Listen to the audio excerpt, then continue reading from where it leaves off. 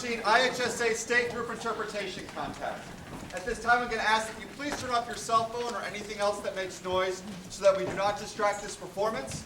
Once this performance has begun, I'll ask that you remain seated until its conclusion. At that time, I'll ask the judges to depart, and then I'll ask you to follow them in a quick but safe manner so that this performance can strike and our next performance can set up. The next performance of this morning, performing John Green's The Faults in Our Stars, Reavis High School.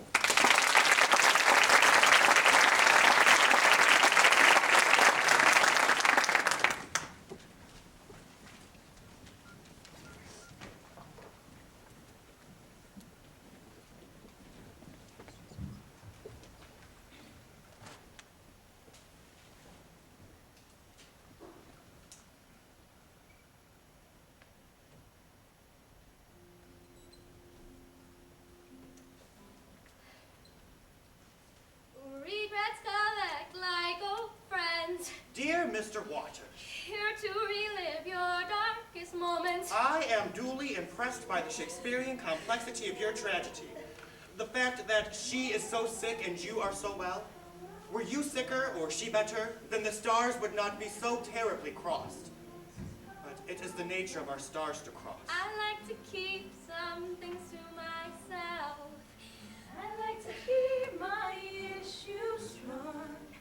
It's always darkest before the...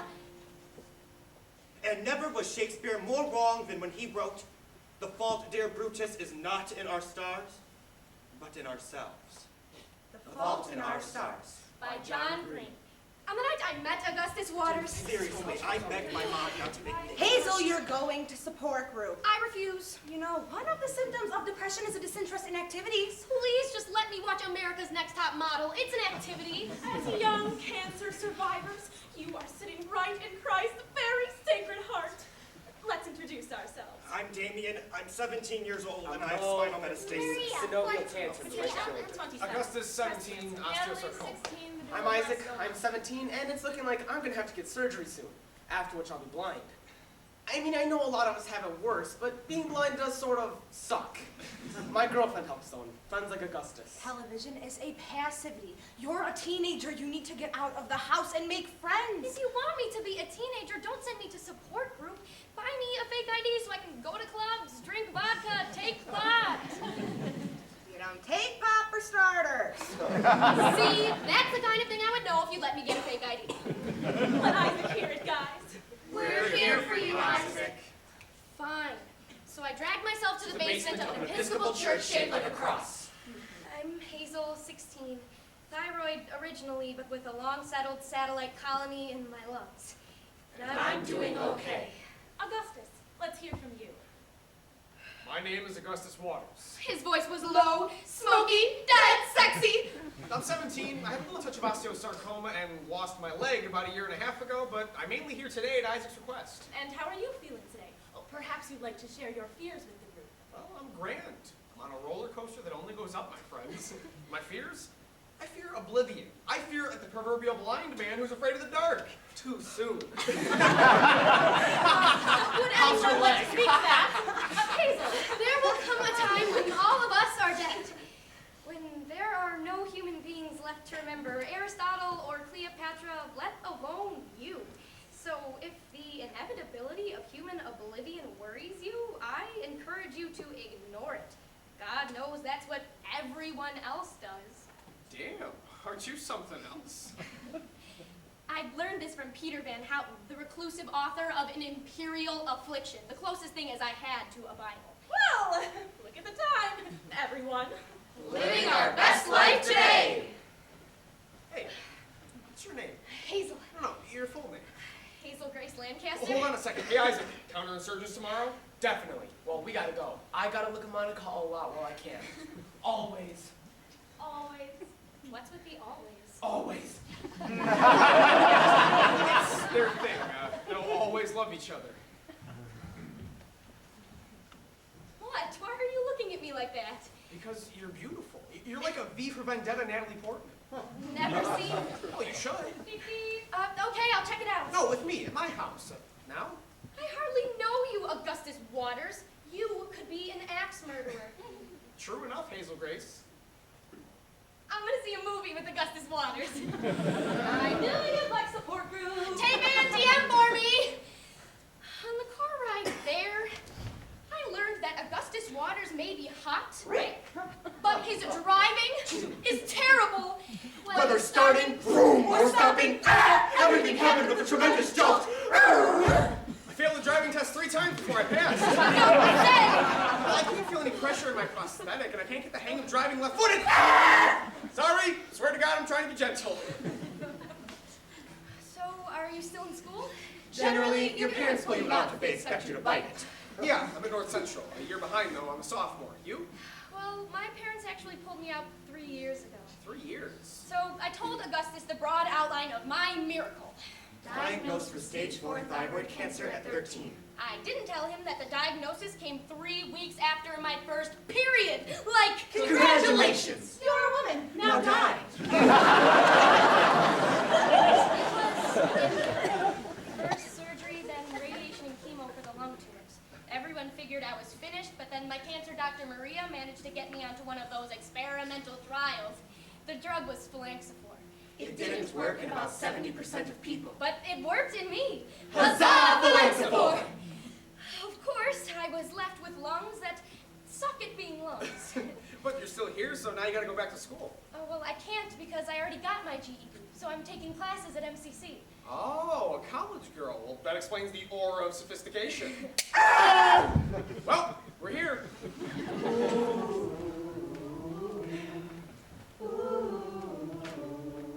Hi, Mom, Dad. This is Hazel Grace. Oh, just Hazel. How's it going? Just Hazel? Okay. Hazel and I are going to watch V for Vendetta. Yep, the living room TV is yours for the watching. But I want to show Hazel Grace the basement. Then show Hazel Grace the basement and watch her movie in the living room. So I followed him down to a huge bedroom with a shelf stuffed with baseball trophies. Golden men in mid-swing or catch. I used to play baseball. These are a lot of trophies. You must have been pretty good. It wasn't bad. One day I was in the batting cage, and all at once I couldn't understand why I was methodically swinging a long stick at a spherical object. It seemed like the stupidest thing I could do. You okay? Oh, I'm fine. I just get tired when I stand too long. So this was before your diagnosis? Right, it was coincidentally my last day of dual-leggedness. So, what's your story? I just told you my story. Not your cancer story, your story. I'm pretty unextraordinary. No, I reject that out of hand. Think of something you like. Read it. What's your favorite book? My favorite book is probably An Imperial Affliction. Does it feature zombies? No. Stormtroopers? It's not that kind of book. I'm going to read this terrible book that does not contain stormtroopers. All I ask in return is that you read this brilliant and haunting novelization of my favorite video game, The Price of Dawn. He wrote something on the inside cover and handed it to me. Cold.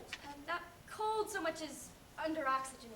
Oh, I love it when you talk medical to me. Next stop, V for Vendetta. After the movie, Augustus let me do the driving home. Thank God. Hazel Grace, may I see you again? Sure. Tomorrow? How about I call you when I finish this? But you don't even have my phone number. I strongly suspect you wrote it in the book. You say that we don't know each other. A few days later, when I got out of American poetry class, I had 4 texts from Augustus. Is my copy missing the last 20 pages or something? Hazel Grace, tell me I have not reached the end of this book. Oh my God, do they get married or not? Oh my God, what is this? I guess Anna died and so it just ends? Cruel! Call me when you can. So when I got home, I called him. Hazel Grace, I'm embarrassed I gave you The Price of Dawn. So welcome to the sweet torture of reading an Imperial... Are you okay? On brand. I am, however, with Isaac, who seems to be decompensating. Can you come over? Sure.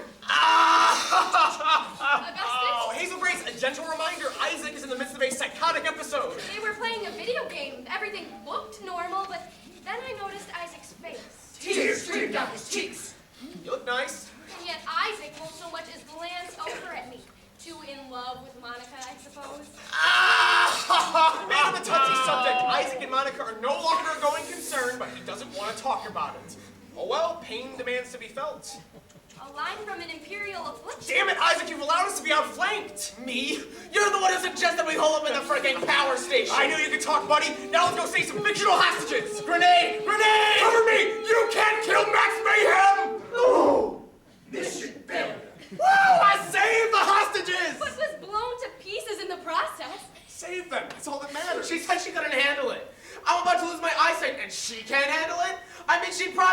always! And then he grabbed a pillow and started slamming it against the floor. Oh, here we Gotta go. go promise me always! I can't stop thinking about that book. I know, right? He doesn't say what happens to any of the other characters? No, he left the U.S. and moved to Amsterdam. Oh, hold on. Dude! Pillows don't break. Try something that breaks. Isaac reached for a trophy and smashed it against the floor. Yes! The arm splintered off, still grasping its palm. Yes! Get it! Mangled bodies littered the floor. She promised always. Feel better? No. Oh. That's the thing about pain. It demands to be felt. Reading it, I couldn't help feeling like it was a gift, like you'd given me something important. Oh, But the book doesn't end. yeah. I think not ending your book sort of violates the unwritten contract between author and reader. It portrays death truthfully. You die in the middle of your life, in the middle of a sentence. I mean, I do really want to know what happens to everyone else. I've written him a bunch of letters, but he never responds. Right, you said he's a total recluse, impossible to track down, utterly unreachable. Unfortunately so. Dear Mr. Waters, I am writing to thank you for your electronic correspondence received via Lita by Violenthal. Augustus? he has an assistant, Miss Liedewij Vliegenthart. I emailed her and she gave him the email. Keep reading. Given the entertainment bacchanalia at the disposal of young men and women of your generation, I am grateful to anyone, anywhere who sets aside the time to read my little book. But to answer your question, no. I have not written anything else, nor will I. I do not feel that continuing to share my thoughts with readers would benefit either them or me. Yours most sincerely, Peter Van Houten. He then gave me the email. Okay, I better go check on Isaac. Okay. Okay. Okay. You know, maybe okay could be our always. Okay. At home, I spent 2 hours composing an email to Peter Van Houten. I told him about myself, that he got everything about cancer right in an imperial affliction. But could he answer a few questions about what happens after the novel ends? What happens to Anna's mom? Does she marry the Dutch tulip man? And what becomes of Sisyphus? The hamster! I spent the next 3 days waiting for a response from Van Houten and for news on Isaac's surgery. Finally, Augustus texted. Isaac out of surgery. It went well. He's officially NEC. NEC means no evidence of cancer. A second text came a few seconds later. I mean, he's blind, so that's unfortunate. Bing! You've got mail.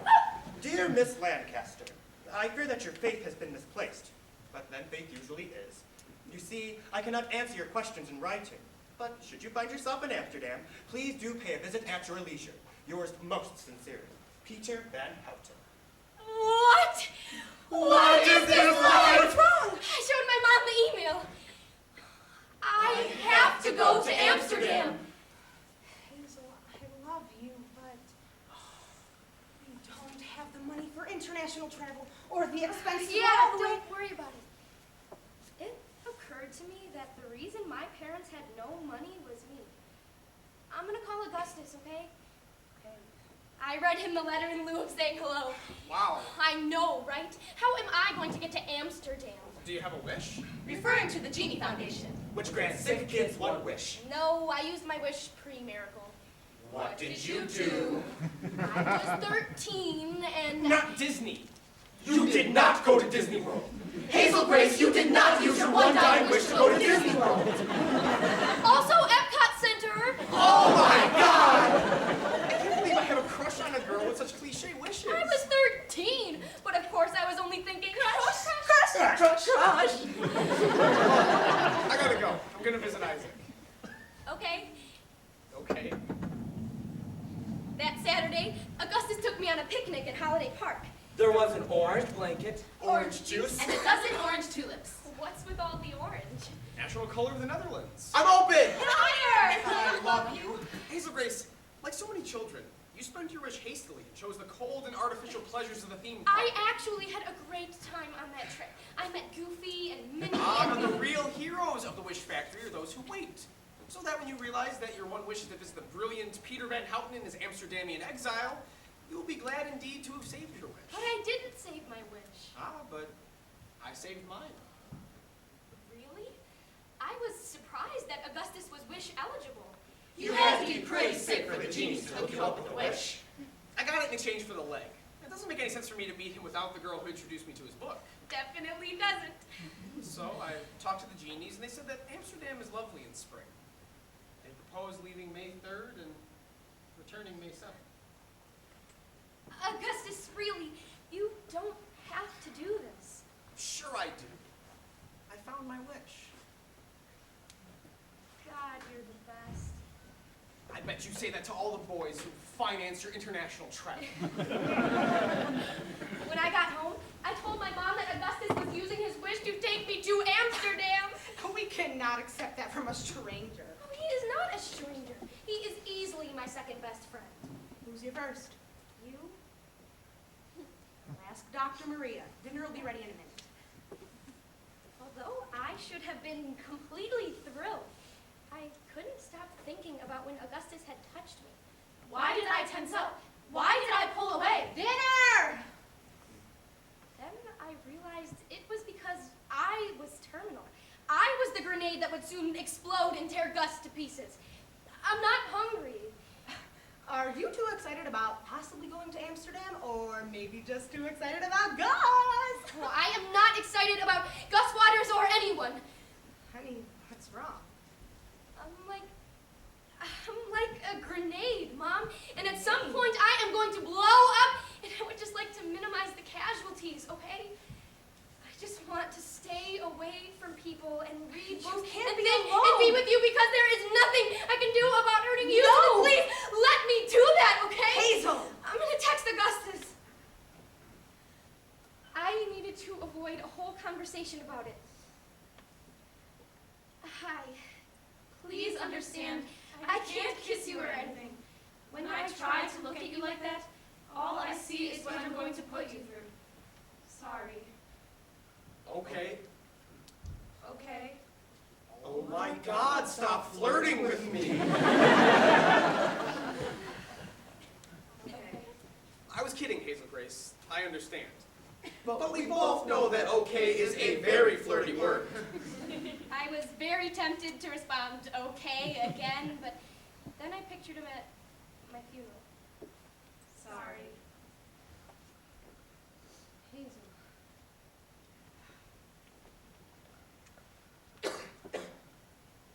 Thinking about you kind makes me sad, Hazel. But you are not a grenade. You're an amazing... Okay. You don't have to go to support group anymore. You don't have to do anything except go to school. And Amsterdam. Mom, serious? Dr. Maria said that if I could go with you, you can go. Mom, I love you so much.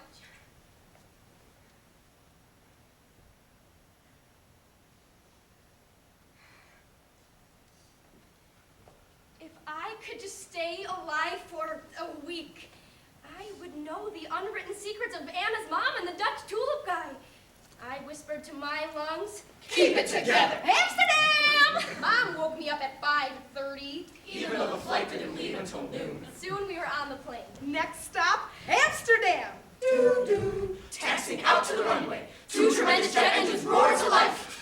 This is what it feels like to drive in a car with you, okay? Okay? He didn't say anything. Are you scared of flying? They'll tell you in a minute. The plane rose up and we were aloft! We are flying! You've never been on a plane before. Look! Nothing's ever looked like that in all of human history! His enthusiasm was adorable. I couldn't resist. Just so you know, I'm still sitting behind you. Your mother.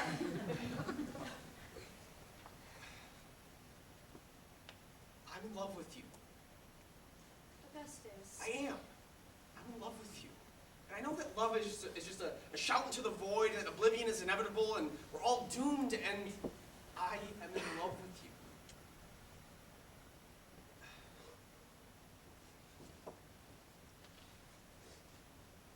Eventually, we both fell asleep. But when we awoke, The Netherlands. soon, Augustus and I stood at the front doors of Peter Van Houten's White Row House. Mr. Van Houten?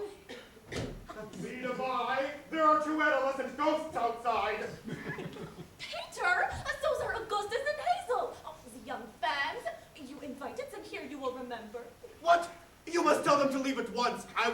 making a rhetorical offer to meet, not an actual one. I felt like I might throw up. I will not do this, Peter. You must meet them. Which one of you is Augustus Waters? You seen the deal with the chick yet? Well, Come inside. Would you care for some breakfast? It is far too early for breakfast, Lita Bai.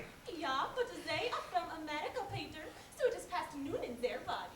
Being past noon in their bodies and whatnot, we should enjoy a cocktail. Do you drink scotch? Do I? No, Augustus I'm Waters. fine. I'm good. Just me. Scotch and water, please. So, you like my book? Oh, yes, we have some questions actually about She uses the royal we. You are familiar with the philosopher Zeno. about what happens to the And characters. Zeno's Sort of paradox? Specifically, and his Of mom. course, nobody really solved it until Cantor showed us that some infinities are bigger than other infinities.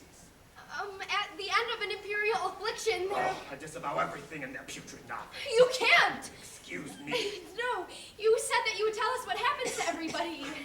What happens to them? They all cease to exist the moment the novel ends. You said you'd tell me. I'm sorry, but I refuse to pity you in the manner to which you are so well accustomed. I don't want your pity. Like all sick children, your very existence depends on it. Peter! You are a side effect of the evolutionary process, a failed experiment in mutation. Peter, stop! Listen! You are not going to tell me anything I don't already know about disease.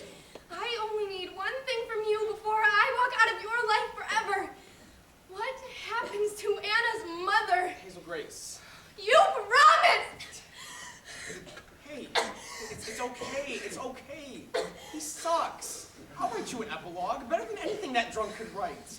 It'll be full of blood and guts and sacrifice. You'll love it. I wasted your wish. No. You spent it on us. Some infinities are bigger than others. What a joke. Are you okay? I know what we should do, Hazel Grace. We should form some kind of disabled vigilante duo, roaring through the world, righting wrongs, helping the weak. The tales of our exploits will survive longer than... I love you, Augustus Waters.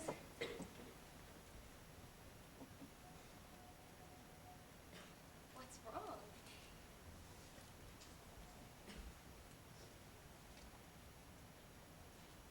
About a month ago, I started to feel this ache in my hip. No.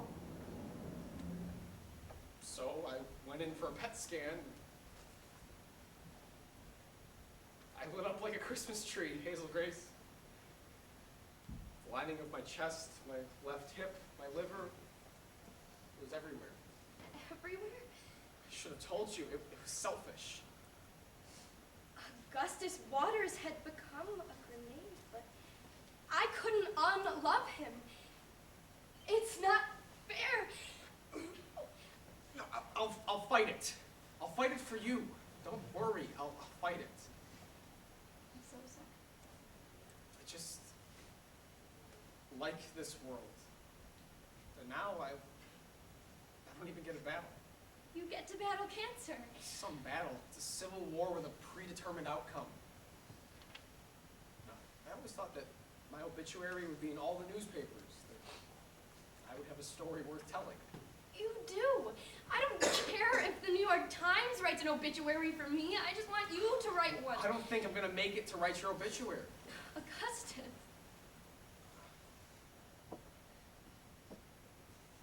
It's okay. I'm on a roller coaster that only goes up. And it is my privilege to ride it all the way up with you. Would it be absolutely ludicrous to try to make out? There is no try. There is only you.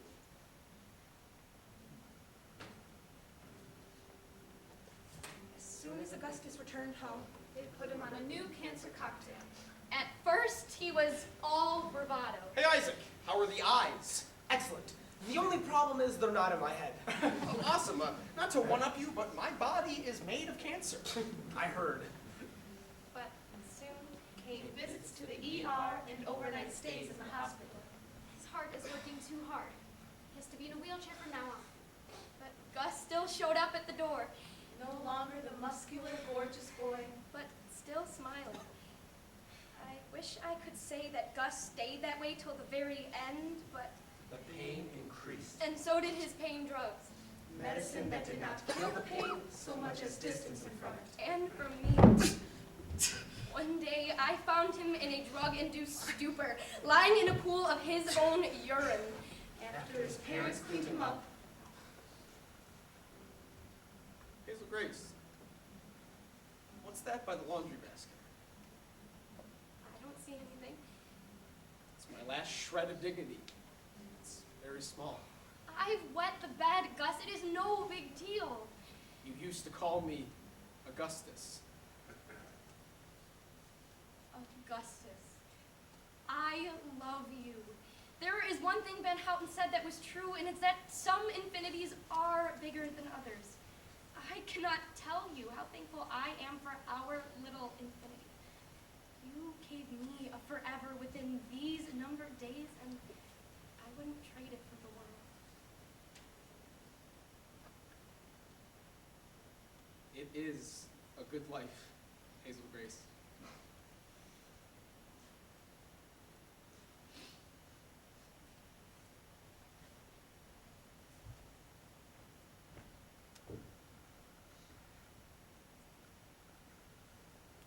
Days later, the call came. Hazel, he's gone.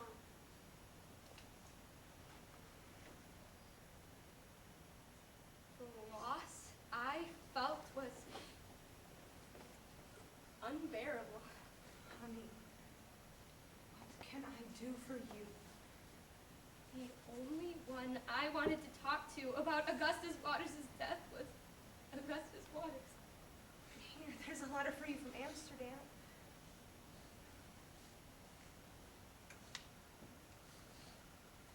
The return address was from Peter Van Houten. Attached was a note which read, I wouldn't change a word. and inside was a letter from Augustus. Van Houten, I'm a good person, but a bad writer. You're a bad person, but a good writer. So I was wondering if you would write a eulogy for Hazel. I've got notes and everything, but I can't pull my ideas together. My thoughts are stars that I can't fathom into constellations. Okay, maybe I'm not such a bad writer. Here's the thing. Almost everyone is obsessed with leaving a mark upon the world, a legacy outlasting death. I am too. But the marks that humans leave are too often scars. Hazel is different. She walks lightly upon the earth. She knows the truth. We are as likely to hurt the universe as we are to help it, and we're not likely to do either. I love her. I'm so lucky to love her, Van Houten. You don't get to choose if you get hurt in this world, but you do have some say in who hurts you. I like my choices, and I hope that she likes hers. I do, Augustus. I do.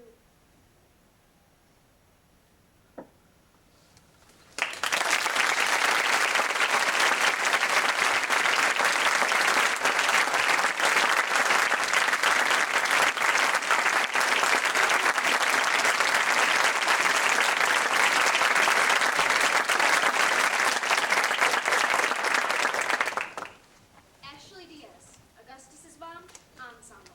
Kayla Carson, Monica, ensemble. Conrad Galika, Isaac, ensemble.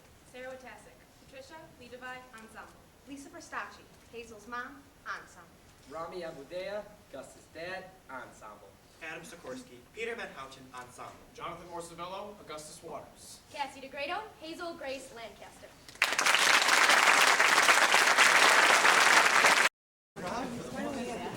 I want to welcome you to the 2013 IHSA State Group Interpretation Contest. At this time, I'm going to ask that you please turn off your cell phone or anything else that makes noise so you do not distract this performance. Once this performance has begun, I'll ask that you remain seated until its conclusion. At that time, I'll ask the judges to depart, and then I'll ask you to follow them in a quick but safe manner so that this performance can strike and our next performance can set up. The next performance today, performing Honk If You're Ugly by Hans Christian Andersen, it is Friend High School.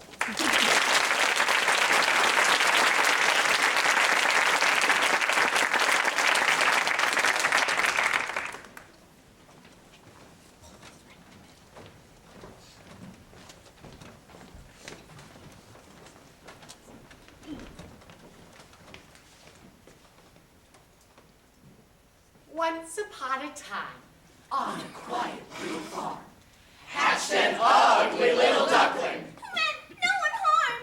Though he tried. wrong! And he cried. Wrong! He just could not find his crack. His ma and his pa, named Ida. And Drake. lived in a nest that sat by the lake. As for Ida, she thought, My son is so special. But Drake was convinced he's an extraterrestrial. There's a cat! He's a rat! Wow, I hunger for ducklings so fat. As our story unfolds, And my journey begins. You'll find that we all have some Ugly. within. Honk if you're ugly. Which is an adaptation of honk. which is an adaptation of The Ugly Duckling. By Hans Christian Andersen.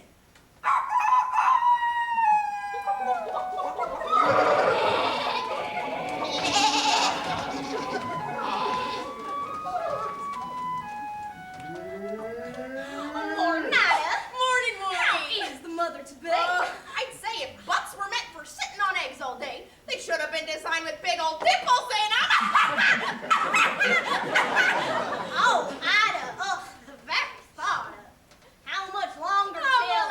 According to my prenatal hatching classes, they should be out by. Oh, no. Oh, prepare yourself, Ida. Oh, my babies! Oh, Ida, look, a double yolk. They're lovely.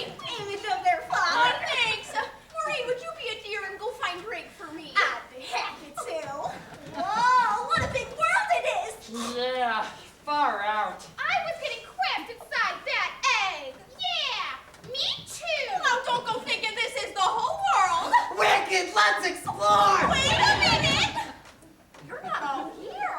Hey, guys, there's going to be another member of our gang. Oh, and it's the big one. Look at the shell on that. Excellent. How come you got such a big egg?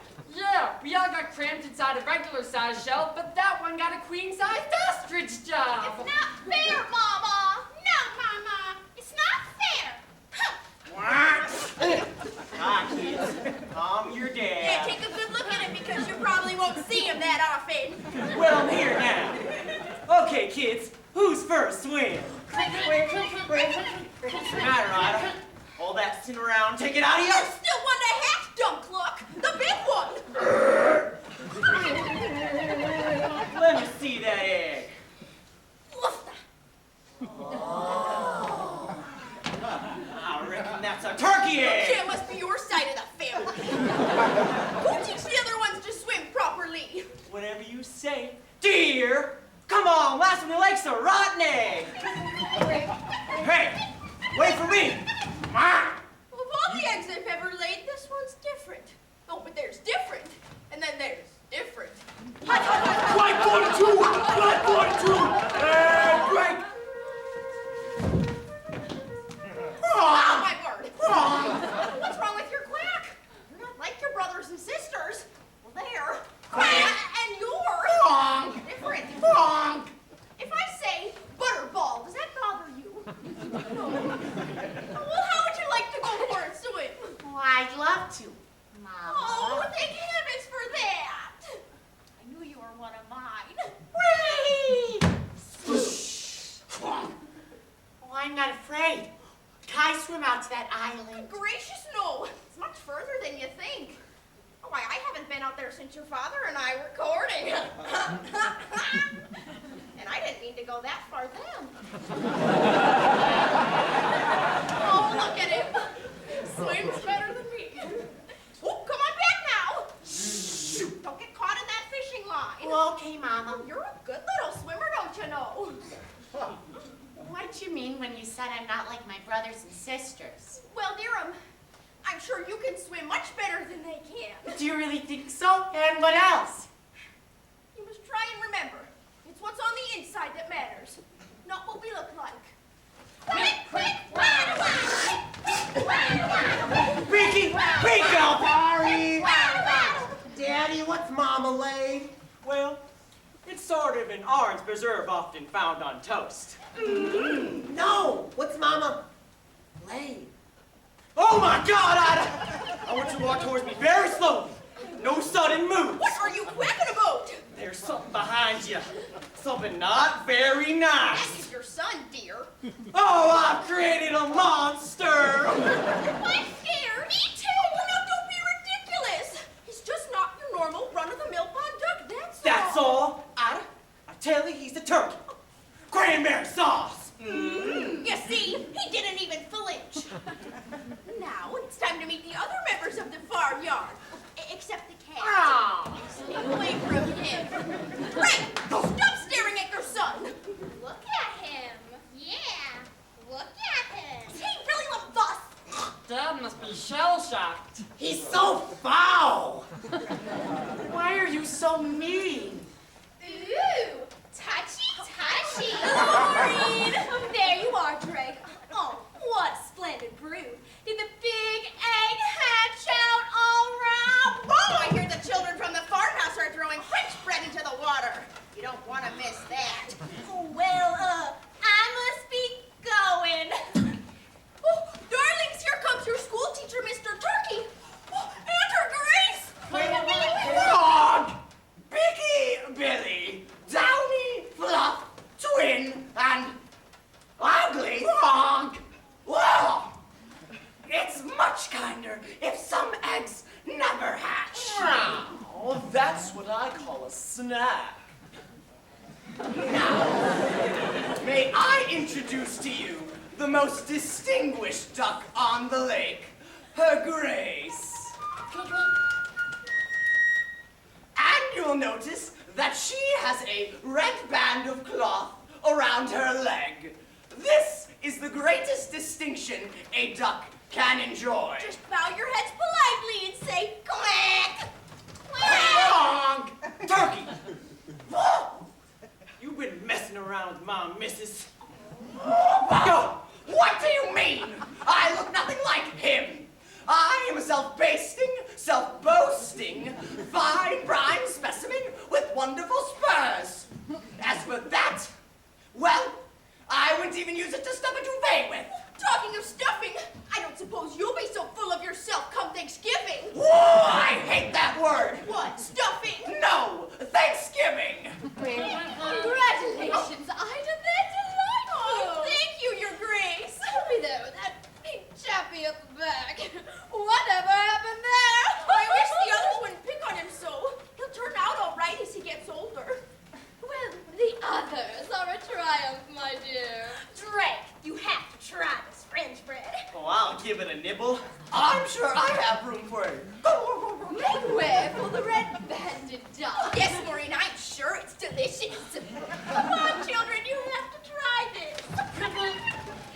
Frog, get back. You're too big for your age already. It's not fair. I'm hungry too. Frog! Frog! Hello, Ducky. Who are you? Well, I'm your friend. I haven't got any friends. Everyone hates me because I'm ugly. Oh, they are too cruel. I think you look delicious. What'd you say? I said poultry can be so malicious. Now, do you mean to tell me they didn't let you have any bread? Not a crumb. Well, that settles it then. Lunch is in. On me. I'd better tell my mother. Mama! No, you mustn't. Oh, what a feast! Little on the stale side, but one mustn't grumble. Mama? Yes, oh, excuse me, Your Grace. Twin, stop standing on Downey's foot. She keeps going round in circles. Mama, I think 1 I minute, should go dear. Oh, Billy, not such big mouthfuls or you'll choke.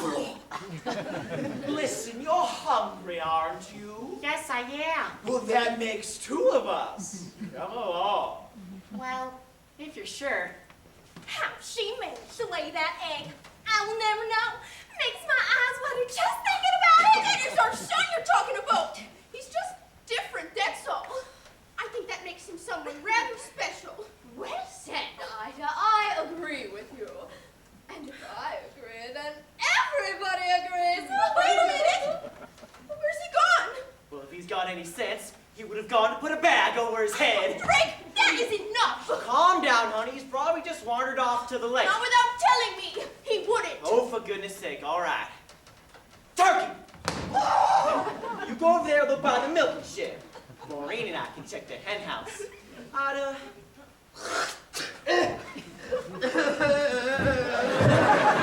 the ducklings down to the lake. And I'll coordinate operations from the great store.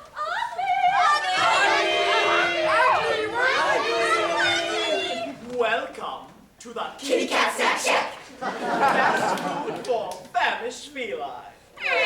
It's a nice place you've got here. A little bijou, perhaps, but I like to think of it as home. Now, let me see. Casserole of duck? Duck with cherries? Well, what are we having? Well, I'm having you for lunch. Yes, I know. But what are we going to eat? Oh, I'll whip something up. A surprise. My mother must have been thinking of someone else. She told me to be aware of the cat. Bless her. What's that noise? Salivating. It's coming from outside. Oh, that? Her mother, It's just those wretched kids playing. What are kids? Kids are people, and people are bad fools. Duck! Yes, he's a duck. Actually, I think I'm a mallard. Duck!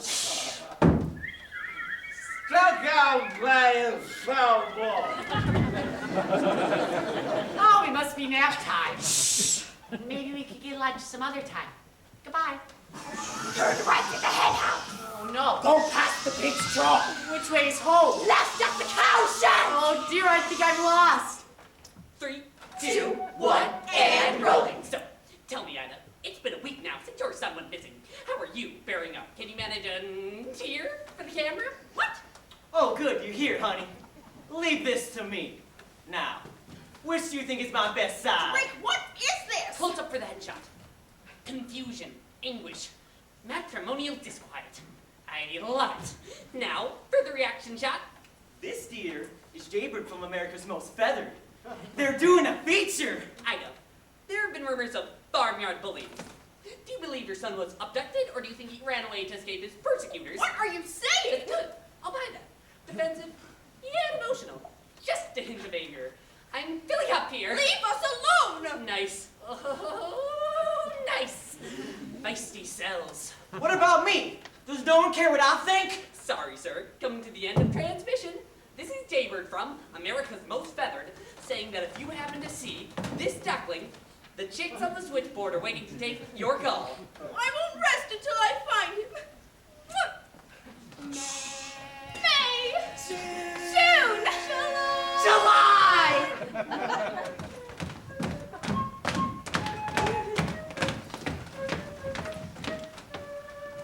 Now where have they got to, shabby flock? I do wish they would keep up. They're probably tired, dear.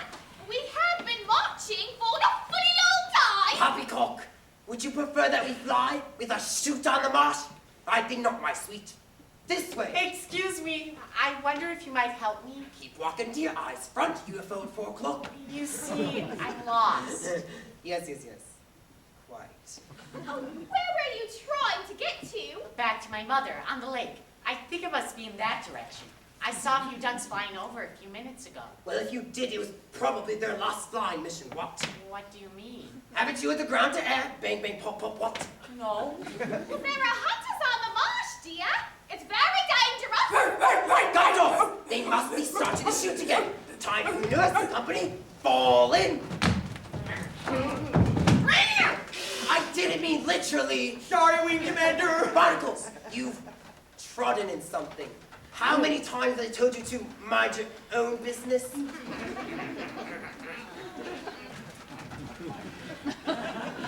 All right, then. Our task is one of reconnaissance and reunification. Translation, Doc. The duckling has lost his mother, bless him, and we're going to find her. Oh, if that's what he means, then why don't you just say it? All right, men. Attention. We are about to take part in an exercise, the likes of which we have not faced before. Good luck, men. Hello, Ducky. I thought I'd lost you. Stand back or I'll pack. Oh, be still, my quaking legs. I'm going to be Goose. Wrong. What are you doing here? Well, I've come to take you home. Your mother is carrying on something fearful. My mother? You've seen my mother? Listen here, Cat. I'm in command around here, and my squadron has taken personal charge of the duckling's safe return to his mother. Well, I wouldn't try flying at the moment. Haven't you heard the guns? We will commence maneuvers as soon as the shooting party's over. It's their party, but we'll fly if we want. Silence to the right! Little jokester. Well, maybe I could be of assistance. I'll go over to the chute, and then I'll let you know when they are packing up for the day. Very well. And no funny business. I know several ways to skin your type. It's like taking candy from a baby. We are about to face our most perilous mission to date. I need hardly to tell you the risks involved and the ultimate price we may have to pay. As we fly into glory, I want you all to know how very proud I am of this squadron. Keep a stiff upper beak, man. Good afternoon, ladies and gentlemen.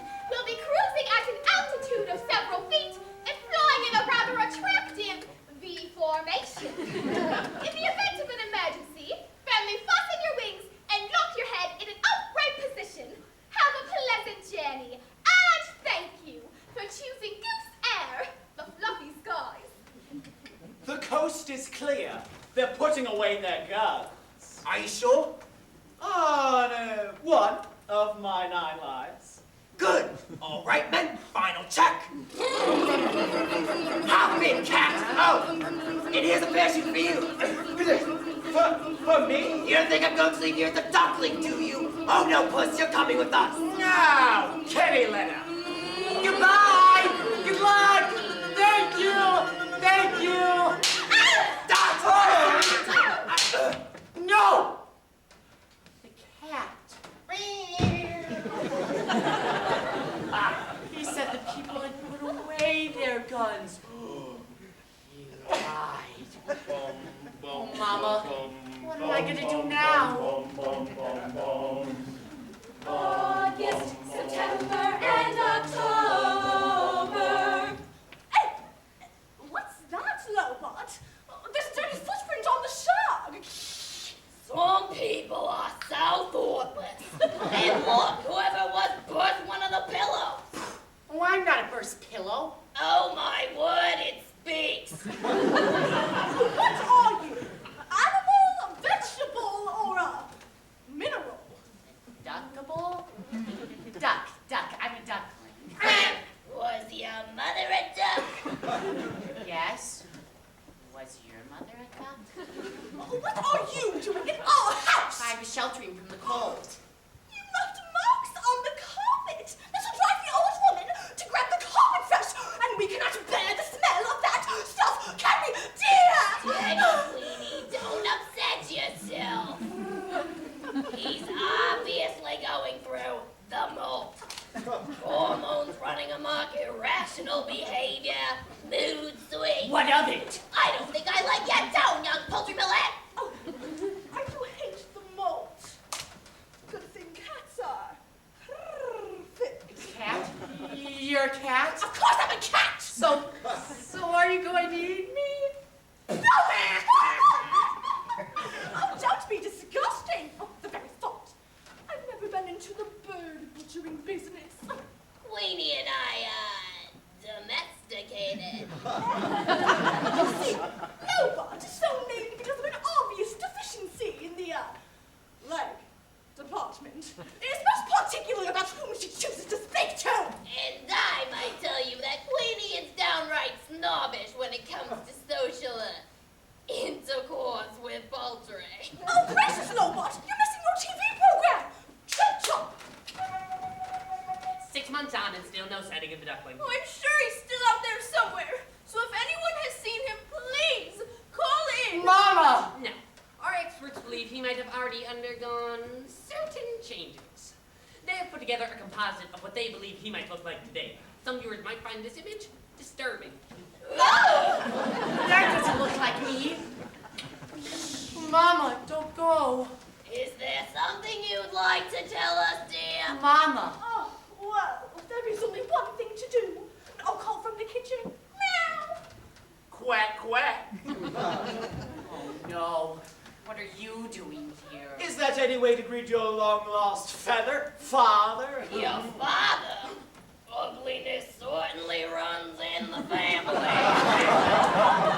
He's not my father. Does he look like a duck? Now, dear. Folk who live in glass houses shouldn't call the kettle black. Or something like that. He's a cat. Children will have their fun. Now come along, ducky. Thank the nice hen for looking after you. He's a cat, I tell you. A sly, treacherous, double-crossing. Hungry. No good can I be tomcat. It's no good. The line's busy.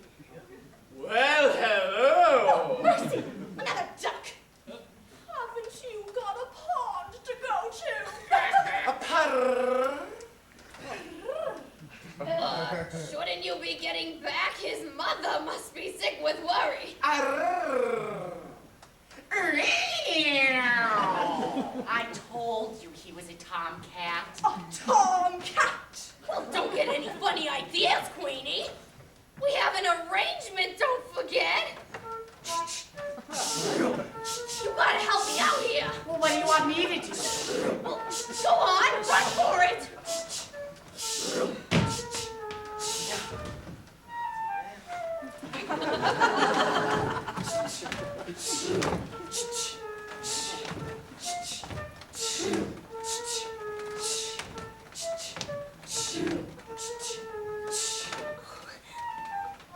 Help me! Please help me! I'm caught. Who are you? I'm Penny. Please, do you think you can untangle me? I'll try. What are you? A swan. Oh, mind you, don't hurt yourself on that hook. A swan. You're a funny one. What's your name? Everyone calls me ugly. Oh, don't listen to them. You should hear some of the things they called me before the molt. How can anyone call you names? Well, it's just a stage we all have to go through. Excuse me, could you lift your wing up?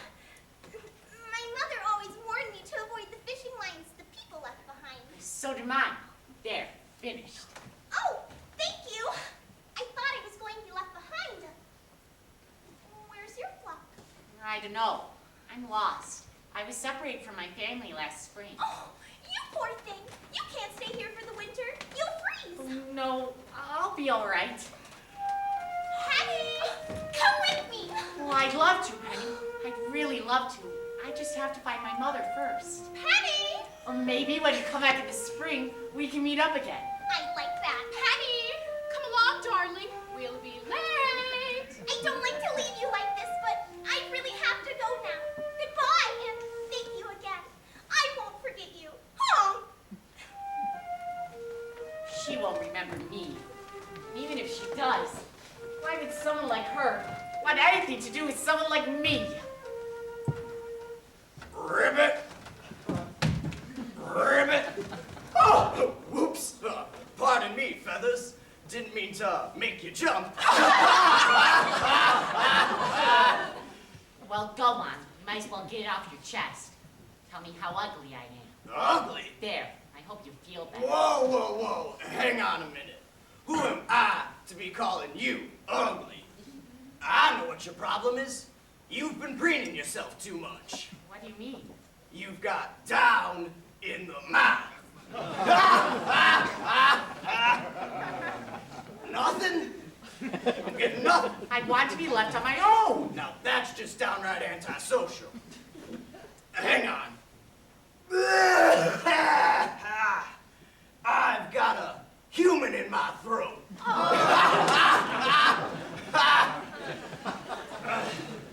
You know what the trouble is? No. You don't believe it, but one day ugly will be in. Do you really mean that? Of course. I'll be seeing you, Feathers. Ribbit. Ribbit. Goodbye. Boy, he sure was nice. And he was right. It's freezing. November, December, January. Oh no, not you again. Now listen, you lucky ducky. I'm gonna take you back to the farm to see your mother for one last time. Guess I have no choice. Are you sure you know your way back to the duckyard? We seem to be going round in circles. Shut up! It's just this snow. It makes everything look the same. I can't see beyond the end of my beak. Keep going. It must be close now. I can't. I'm so cold. Hello? Hello? Are you there? Is anybody there? Oh, my baby. Oh, you poor little thing. It can't end like this. It can't. Nor will it, my dear. But he's frozen. My baby is dead. Honk! Honk, my dear, for a swan song can thaw even the stoniest of frosts. But I'm not a swan. I can only quack. Look inside yourself, Ida. There's a little, beautiful swan and an ugly honk inside all of us. Quack! Quack! If you can see the ugly within yourself, help Ida save ugly. Please, honk if you're ugly. Honk!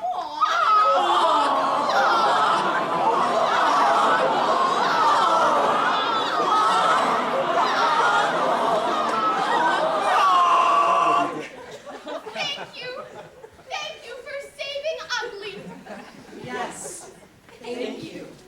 Thank you. Oh, my baby, you've changed so much. Dog! I'm not a duck, Mama. I'm a swan. It's him, Mother. The one who saved my life. Do you remember me? Of course I remember you. You're the most beautiful thing I've ever seen. Well, you should take a look at your own reflection. And you knew I was a swan. Of course. Well, now you can come with us and learn our ways. And my mother, can she come too? Oh, your place is with the swans. They say birds of a feather should flock together. But I've only just found you. I've decided to go back home to the farm with you. And I'm going with you. If that's what you want, my pretty Penny. Take care of her for me, won't you? I promise. Goodbye, dear. Goodbye, Mother. Well, I can't wait to see Drake's reaction. I think he might lay an egg. Wait a minute. I've got a little unfinished business. Bing, bing, bing. Hello, Duck. Duck. Swanee? Swanee?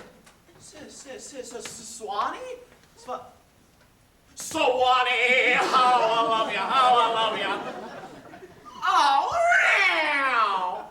I quit! I give up! I surrender! I've been working too hard. Take me to the Betty Fur Clinic. Oh, wow!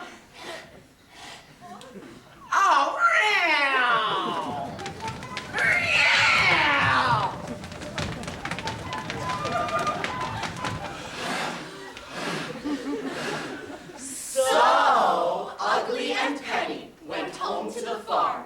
Since they took me away, I can't do any harm. We're sorry, dear Ugly, for acting so quirky. Said the duckling. And Drake. And Grace. And the turkey. Here's my mate. She's so great. Too bad I met her so late. It's time for me now to give up the red band. He'll wear it with pride. Well, isn't that grand? It's so strange It is? how he changed. He did? A swan for a duck is exchanged. Oh! Life on the farm is once again steady. That is till you're plucked and up and ready. My journey is over. Our story is through. We hope you each found the Ugly in you. hog.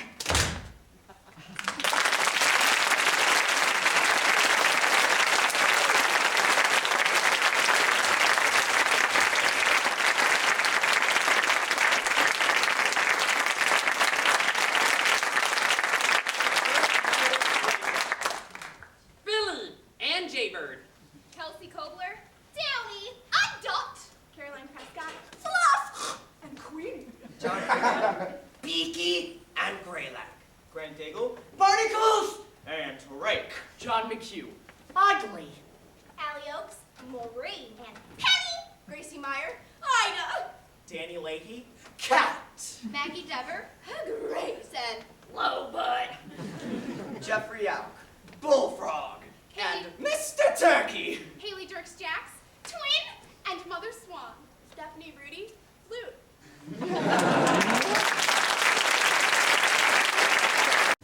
Good evening. And welcome to the 2013 IHSA State Group Interpretation Contest. At this time, I'm going to ask that you please turn off your cell phone or anything else that makes noise so we do not distract this performance. Once this performance has begun, I'll ask that you remain seated until its conclusion. At that time, I'll ask the judges to depart, and then I'll ask you to follow them in a quick but safe manner so that this performance can strike and our next performance can set up. The next performance this evening, performing Zora Neale Hurston's Their Eyes Were Watching God, Thornton Township High School.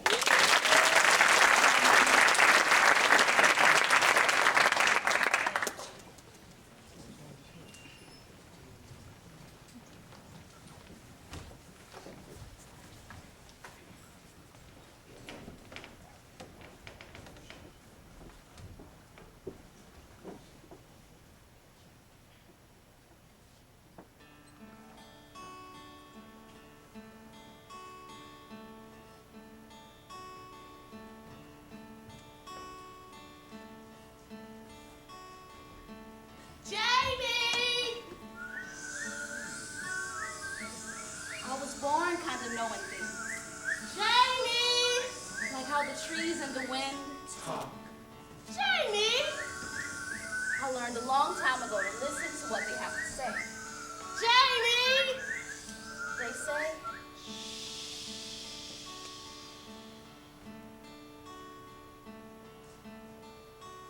my nanny would always say, Babe, there are two things everybody has to find out for themselves. They got to find out about love. and they have to find out about Living. Now, love is like the sea. It's a moving thing. And it's different on every shore. Jamie, what you doing, child? I'm watching God. Well, you better stop watching God and start watching them greens I got cooking on the stove. Oh, you gonna meet God in person. Yes, Nanny. I just don't know why you like spending so much time out here like a lab child. Just look at it, Nanny. Got some trees and grass. I've been seeing trees for 84 years, Missy. No, Nanny. Really look. Close your eyes and see.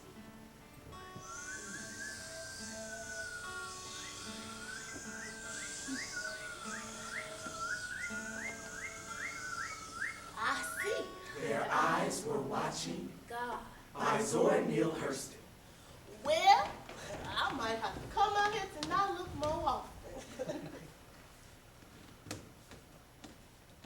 Nanny, do you ever think my papa thinks about me? All the time.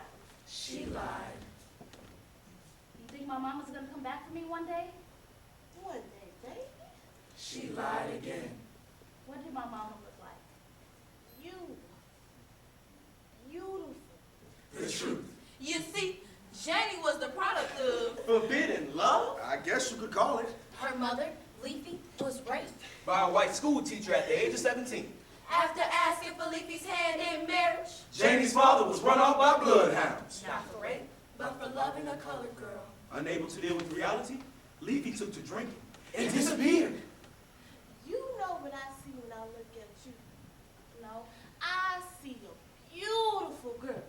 Janie's undeniable beauty had become an ugly thing that had left her unaccepted by whites and blacks alike. You are a beautiful girl who will search your life.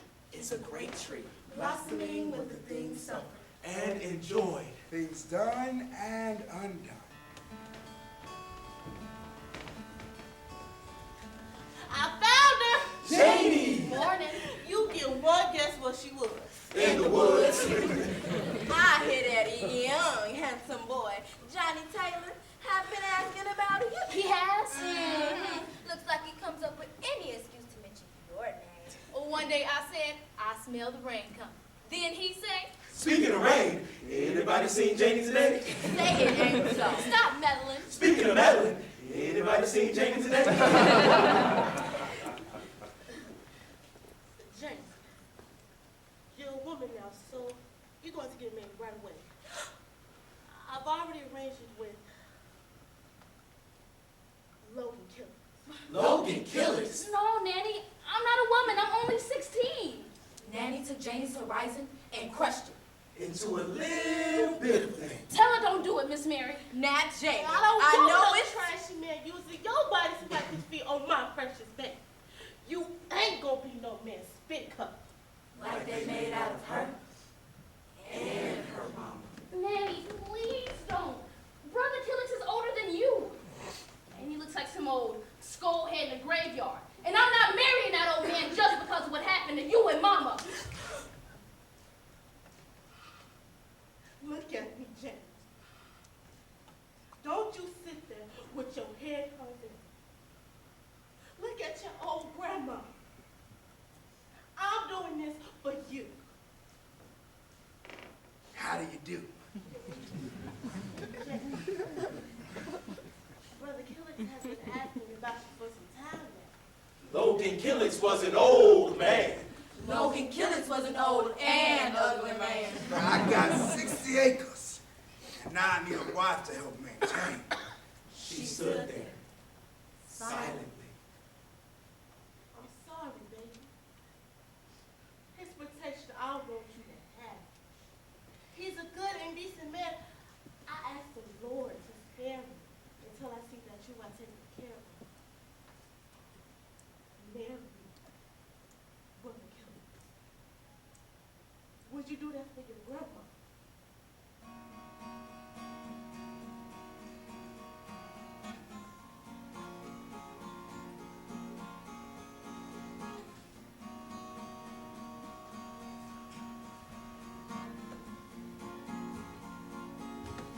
Oh, Janie.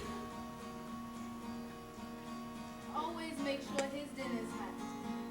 And baby, make sure the porch is better clean in the morning. And try to be welcoming to him. Now, dry your eyes. You take care of yourself, you hear? Ready, Miss Janie?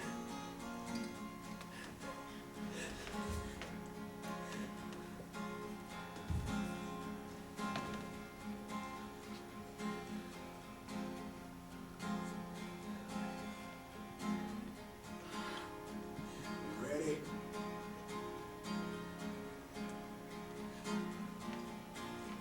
Janie felt as if she had lost a part of herself. She hung into the gate all day, staring into the horizon, looking for something. Day in and day out. You thinking about your grandma, Janie? God rest her soul. Can I get you anything, Janie? She just stared. I was thinking, maybe we could go into town and, you just spoiled. You know that, Janie? You're spoiled. But even good, decent men want to be loved in return. I'm headed into town to get us a new plow. Don't spend all day daydreaming. It's time you start pulling your weight around here, you hear? That porch needs clean. The ground needs to be tilled. Peel the potato. And slaughter that hog. I want pork chops for dinner.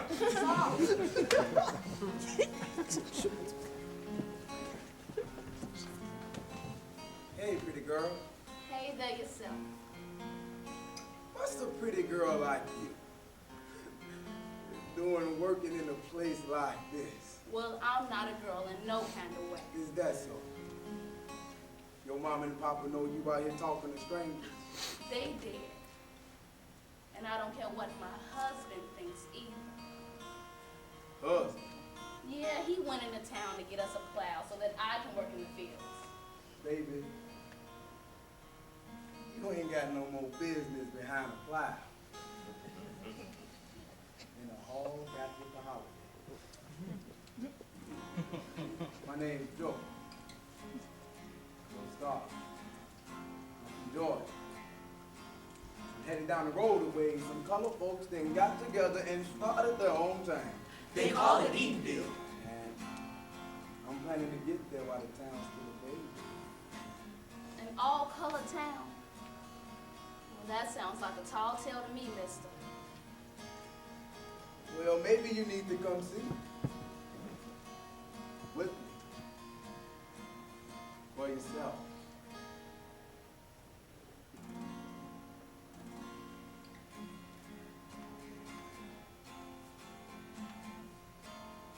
Well, I can't. So, I guess you better get going. Well, I'll be headed right down that road. And I'll be waiting on you.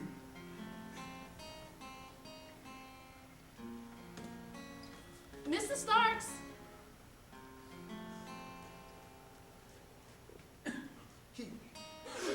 Shredder, who was that man? Just some man passing through town, Logan.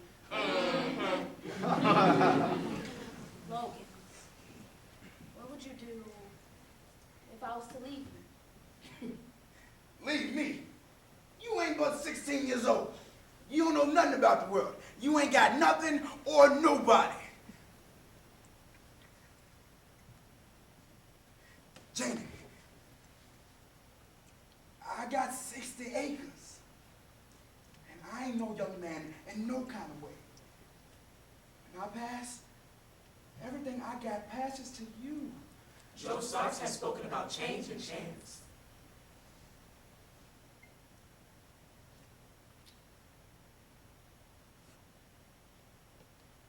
Joe! Janie and Joe quickly got married, and it wasn't long before they arrived in Edenville. Excuse me. Can y'all folks tell me how far we are away from Edenville? Why you in Edenville now? Hey! This is Edenville. Yep. First off, Black City. How about you and your daughter come on down? I'll show you the rest of the town. Daughter. I ain't nowhere near old enough to have no daughter. This is my wife, Mrs. Jenny Stark. Joe, look, this ain't nothing but a raw place in the woods. That man up there's taking a bath outside.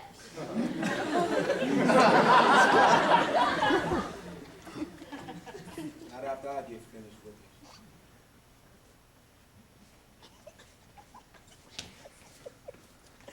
Ooh, wait!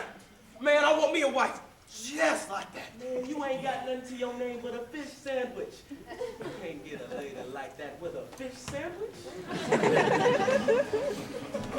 You should have seen my Joe.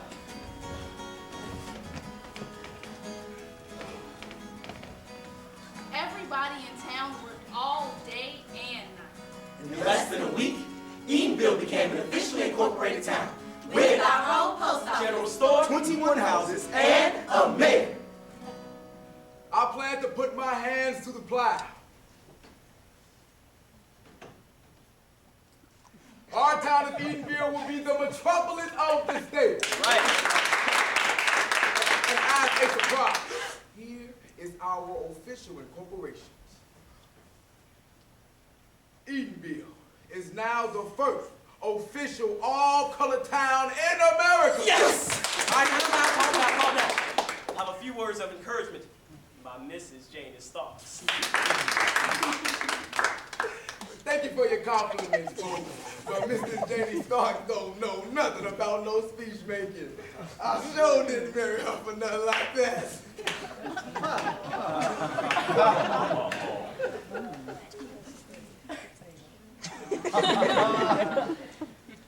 Now, as we light our first street, let this light shine into all the hearts that are here tonight. Let it shine. Let the light shine, oh, let it shine. This little light of mine, I'm gonna let it shine, let it shine, let it shine, let it shine. Every morning, she flung open the window to another day. Days seemed to just run together. Janie and Joe had a routine now. Breakfast at dawn, lunch at noon, and dinner by 6. My first few years of marriage to Joe flew by. I was finally starting to understand love. But as each year passed, Joe changed. She had an inside and an outside now, and she knew how not to mix them. Edenville had plenty to be proud of. And while Janie was living a good life, it was Joe's life. Not mine. 20 long years passed. Janie! Stop that daydreaming. You got work to do. Here. Put this on. A scarf? Wrap my head up like an old woman. How come, Joe? Because I told you to. You okay? I'm fine. Don't stand there looking at me with your pop eyes in your behind. You can't even cook good. Well, quit mixing my doings with my looks then, Joe. You must be out of your mind talking to me like that. Well, you're the one who started it, talking underneath my clothes. Don't get all this talked about your looks. You didn't give me no children, and now you're nearly 40. Ain't nobody looking at you as old as you is. I am. Well, I am. I'm only 38. You way past 50. Let's talk about that and that big fat belly you got, Joe. You talk a whole lot of brag, but ain't nothing big about you but your voice. Hell, pull down your britches and it look like you hit the change of life. Wait, blind. I'd rather be shot dead than to hear that about my own self. Daddy! What you say to me? Something fell off the shelf inside of her. It was Joe. Tumbled down and shattered.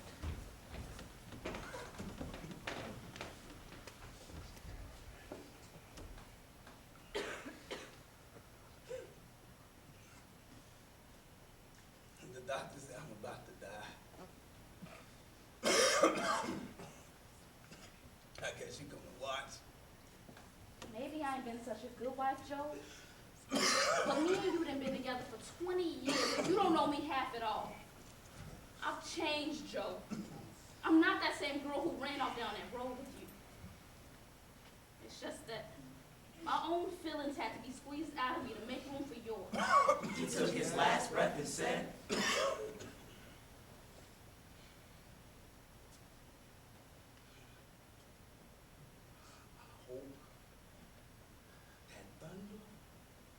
and the lightning. You.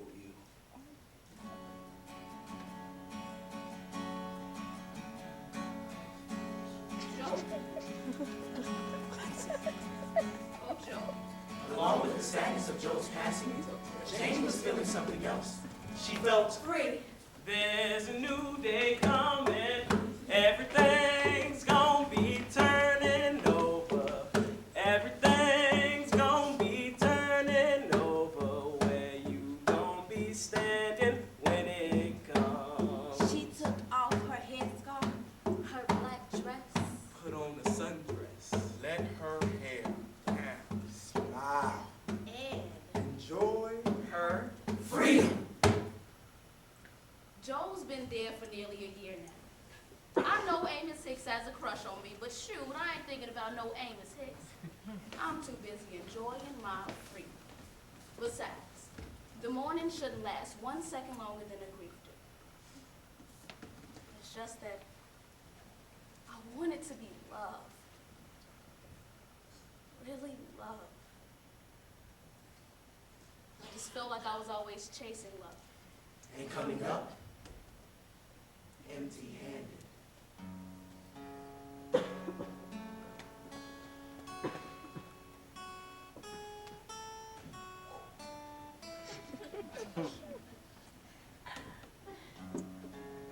Afternoon. Good afternoon. Can I get you something? How about a cold drink? All right. What's your name? My name's Jane. What's yours? Well, my mama named me Virgil Woods, but most everybody call me TK. TK, huh? You think you sweet. Well, why don't you try me and see?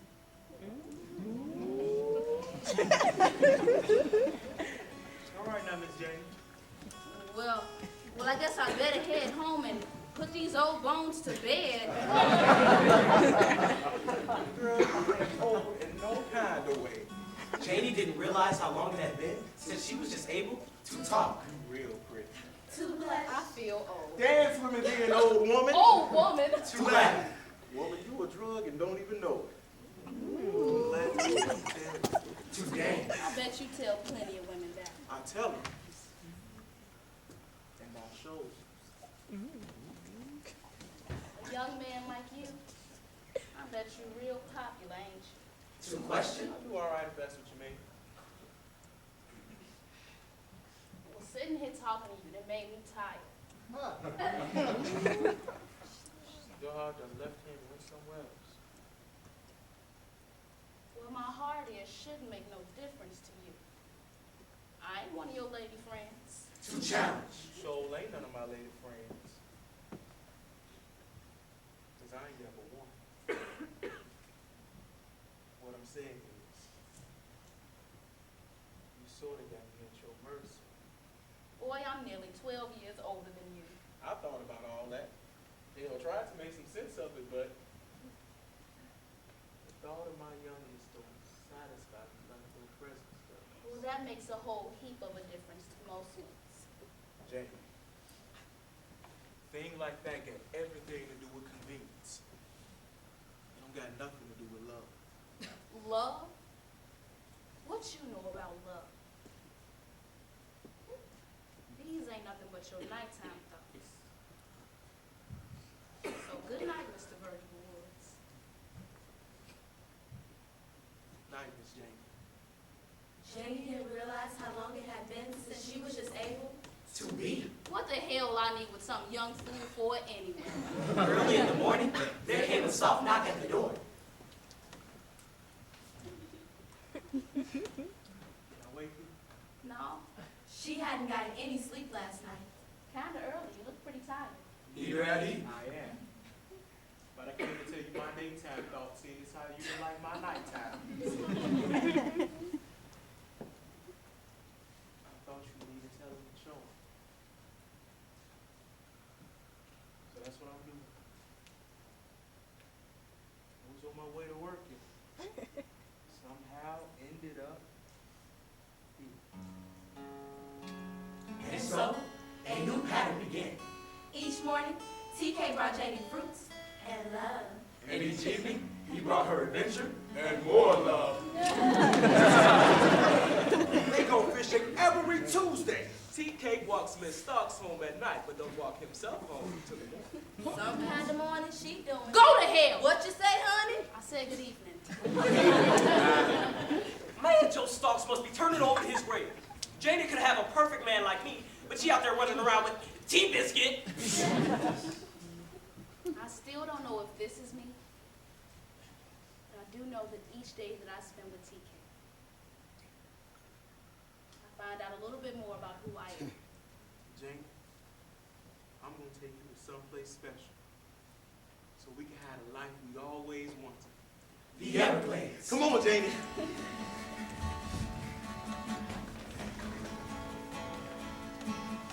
Everyone calls it the mud. People come to the mud during picnic season, looking for work. It's beautiful and wild. With all kinds of people.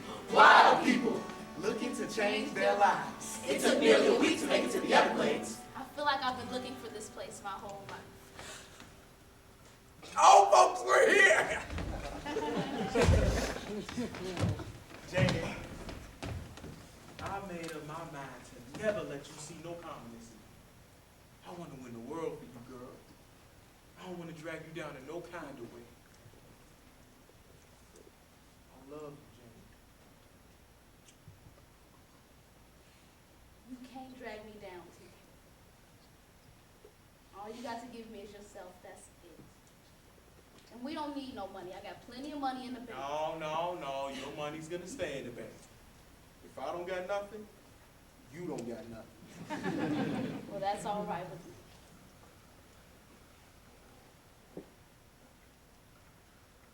What's wrong? Hurricanes coming. The sky began to get darker and darker around Tea Cake and Janie. The wind talked louder and louder. Come on, Janie, let's get in the house.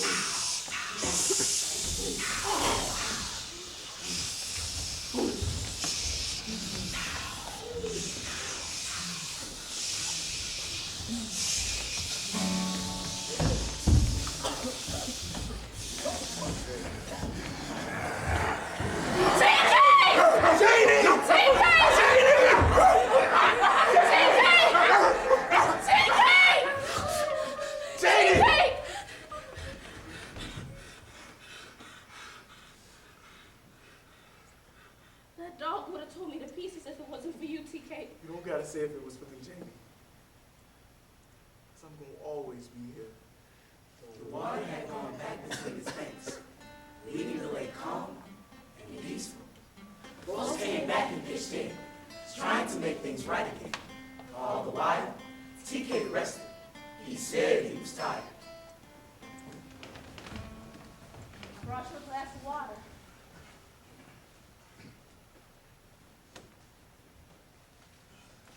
What's wrong? The water's got something wrong with it. Ain't nothing wrong with that water, TK. He couldn't eat or drink a thing. Everyone knew there was something wrong. So Jamie called the doctor right away, and he examined TK.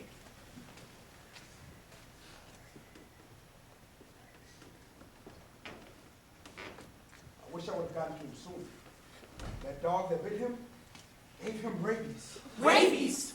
He's liable to bite somebody, especially you. You cannot sleep in the same bed as him. No, doctor. You don't know about TK. I'm sorry. There's nothing more I can do.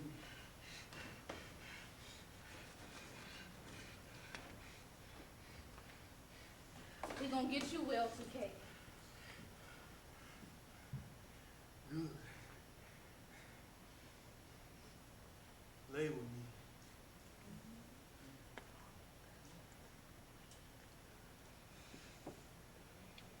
All right. Jamie chose TK. Cause you and me, we got things to do, okay? Ever since the first time I saw you in your shop, let me put my finger on what it is about you. I'm just an old cow who wouldn't nobody want but you, TK. It's like you spend all your old days with somebody else. Say none of your days with me. Every time I see you always frowned up like they pretty, I tell them you ain't seen my Jamie.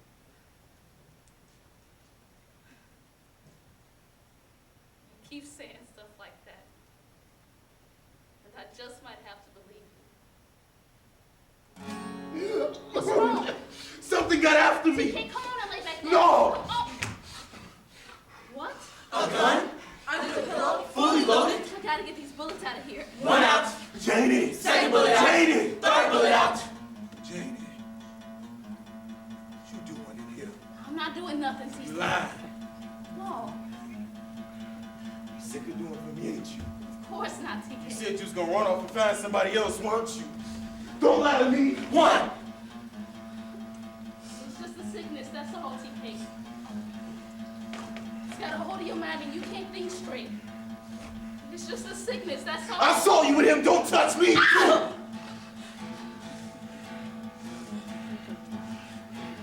Fight it, baby, fight it. Because if you don't fight it, they're going to tie you down. And I'm not going to let them tie you down, TK. Ah!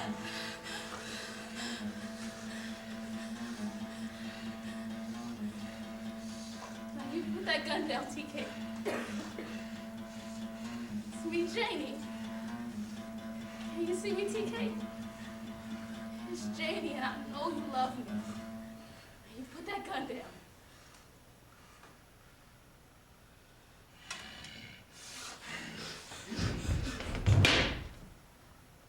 Janie chose Janie.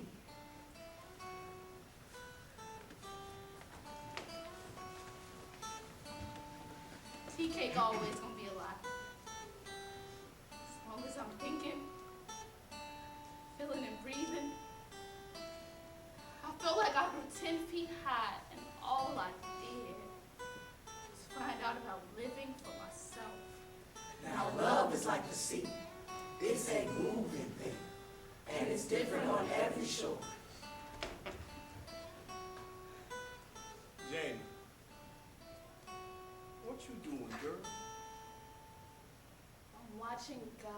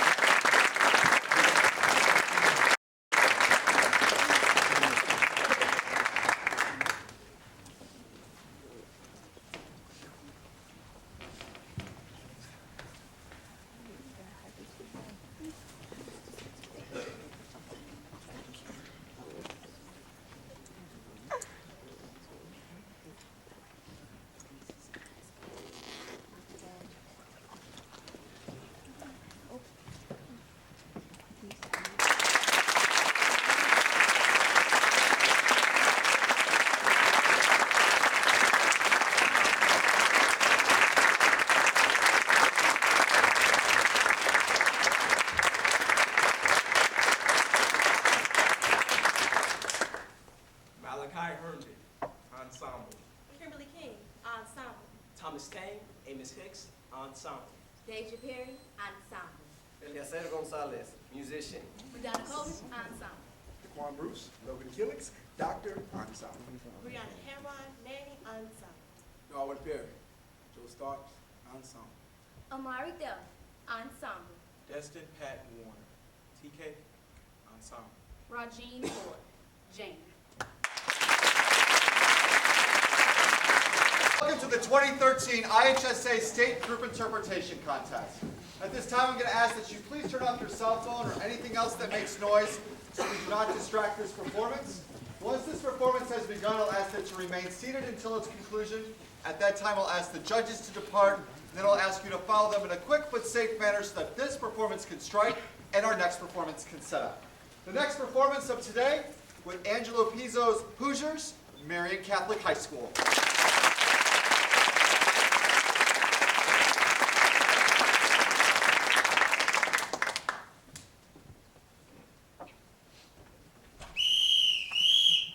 H-I-C-K-O-R-Y, Hickory Huskers, that's our cry.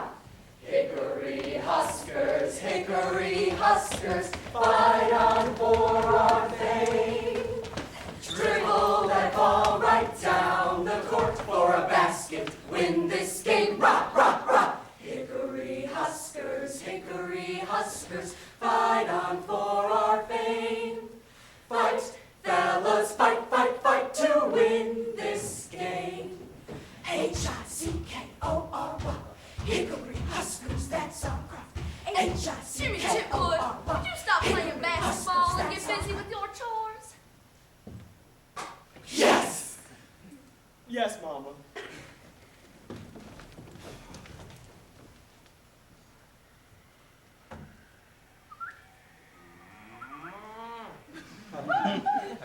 Rows of corn for as far as you can see. The cornfields laid out like a beautiful, well-worn quilt. You swear the corn is waving to you. A church of every kind. Praise God from whom all blessings flow. On almost every corner. But every prayer included. I've never seen a better ball player than Jimmy Chipwood. In red bars with basketball rims attached. Strike, he takes no crack. He's a Hickory Husker. The year was 1952. And we had one high school. Hickory High. Enrollment, 161 students. The home of the Huskers. Cornfields, family, God, basketball. In 1952, 6 young men from Hickory, Indiana, did the impossible. They called us Hoosiers. by Angelo Pizzo. To begin with, When when our basketball coach suddenly passed away, Coach Thaddeus Wood. Coach Wood and the boys were like my extended family.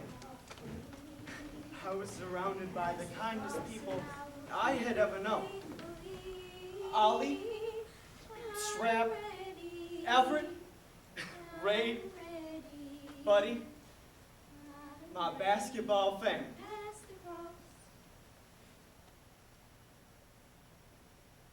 Coach was like a father to me. What about Jim and Chipwood?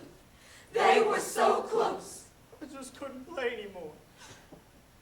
And then Teddy took ill, and it was time to grow up and be a man.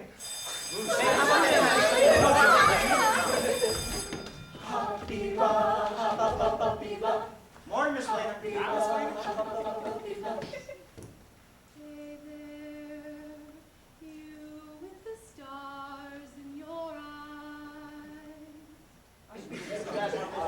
Excuse me, ma'am. Could you direct me to Opal Fleener's office? Thanks. You're not the coach. You were expecting somebody different? Maybe a little older. Well, let me see. Wanted for hire. The Husker Horizon. August 2nd, 1951. Immediate position available. Teacher. / head basketball coach. Contact Principal Opal Fleener at 219-927-7766. Discretion appreciated. Ding. Well, sorry to disappoint you. I must have misunderstood my grandma. She said she was hiring someone who never coached high school before. Oh, well, just college, actually. Wait, Grandma? And you'll be our new history and civics teacher as well, and you have experience teaching. If everyone's as friendly as you are around here, country hospitality is going to get a bad name. Norman Dale. Myra Fleener. We are Hickory. We are Hickory.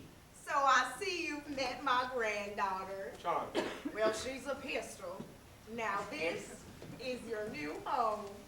We are Hickory. We are Hickory. It's quaint, it's cozy. Welcome to Hickory, Indiana. Charming. Well, here I am. Ladies and gentlemen, this is Norman Dale, our new basketball coach. Oh, well, I got some boys I want you to meet. All the boys lined up, and Principal Fleener introduced them one by one. Everett Flash. That's my name. Ray Butcher. How long are we going to be here? My dad is going to kill me. Buddy Walkner. What kind of defense we going to run? Ollie McPie. I'm just glad to be here. And Strap. Praise the Lord. Lester. Now, Strap, the Lord wants you to meet the new coach. Strap. Lester. Praise the Lord. Well, this is it? 5 players? Just 4, really. I don't count. Well, how's that? I'm too short and no good. Oh, what?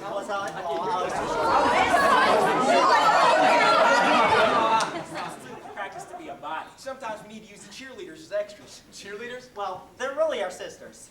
I'm Cindy, Ollie's sister. Oh, that's my sister, Tammy. Hi, Coach. Hi. And I'm Katie, unfortunately related to this moron. I always thought everyone in Indiana played basketball. Now I know it's true. And this is Jimmy Chipwood.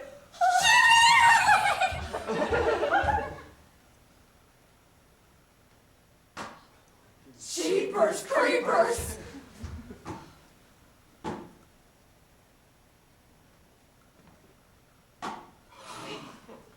Well, the rest of the bunch can shoot like him. I'm in good shape. They don't. Unbeknownst to Coach Norman Dale, the Hickory basketball program was reduced to 5 players, not including me. After Coach Wood had passed, many of the boys had just gotten jobs. Cletus Tierney started slinging burgers at the Muncie McDonald's. And Tommy Hockstather became a plumber's apprentice by day. And worked his papa's cornfield by night. We only had 161 students. 60 boys. 101 girls. Of which were cheerleaders. Actually, 3. Tina will be out of school for a while. How long? About 9 months. I said shake, rattle, and roll. Shake,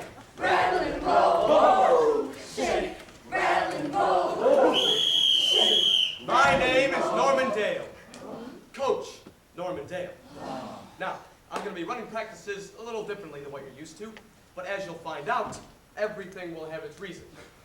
Now, basketball is a voluntary activity, not a requirement. If you don't like playing on my team, you're free to leave. From my cow tipping days, I knew Coach Normandale was about to step in it. Pardon me, Coach, but I am the welcoming committee. Now, what are you doing? No. He's my friend. No, he's not. My friend. My good friend. My friend he is. My friend it is. You looking fine and fit. This is Norman Dale, our new head coach. Pleasure. Wilbur Shooter Fletch. Sectionals at French Lick. 1 point down. 5, 4, 3, 2, 1. Get it out. Ha! Give it back.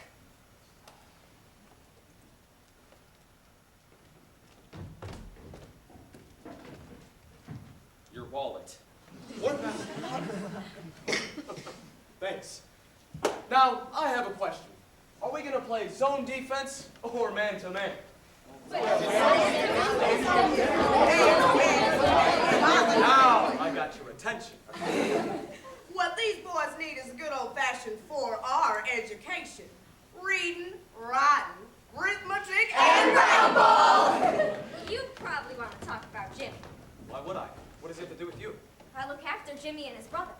His mother is sick and his father passed. They're our neighbors. Well, it doesn't matter to me. Please, Mr. Dale, leave him alone. You've already made your point. I'm not sure I understand it, but it doesn't matter. He's a special kid. I have great hopes for him. If he keeps working, I can get him an academic scholarship to Wabash College, and he can get out of this place. Do you have something against this place? Jimmy, he's our man. He's a Hickory Husker. He could do better. Well, if Jimmy is as good as everyone says he is, why wouldn't a basketball scholarship make more sense? Open your eyes. Who would ever see him play? The only thing that comes in at Hickory from the outside is the train. And it's here for 5 minutes. A basketball hero in these parts is treated like a god. He doesn't have a chance. His high school heroics become the peak moments in his life. The real sad ones never let it go. Sitting around talking about the past like it was all that ever mattered. But most people would kill for a chance to be treated like a god, even just for a short time. To be treated like a god because you can throw a ball into an iron circle is absurd. After all, it is only a game. Tell me, Miss Fleener, why are you so unfriendly? I know men like you. Ray, he makes a grade. He's a Hickory Husker. You don't know anything about me. A man who makes a choice to come to a town which doesn't even appear on most state maps suggests a person who is running from something or has nowhere else to go. Oh, no, why I'm here has nothing to do with you. Just make sure you leave Jimmy alone. I don't want him coaching in Hickory when he's 50.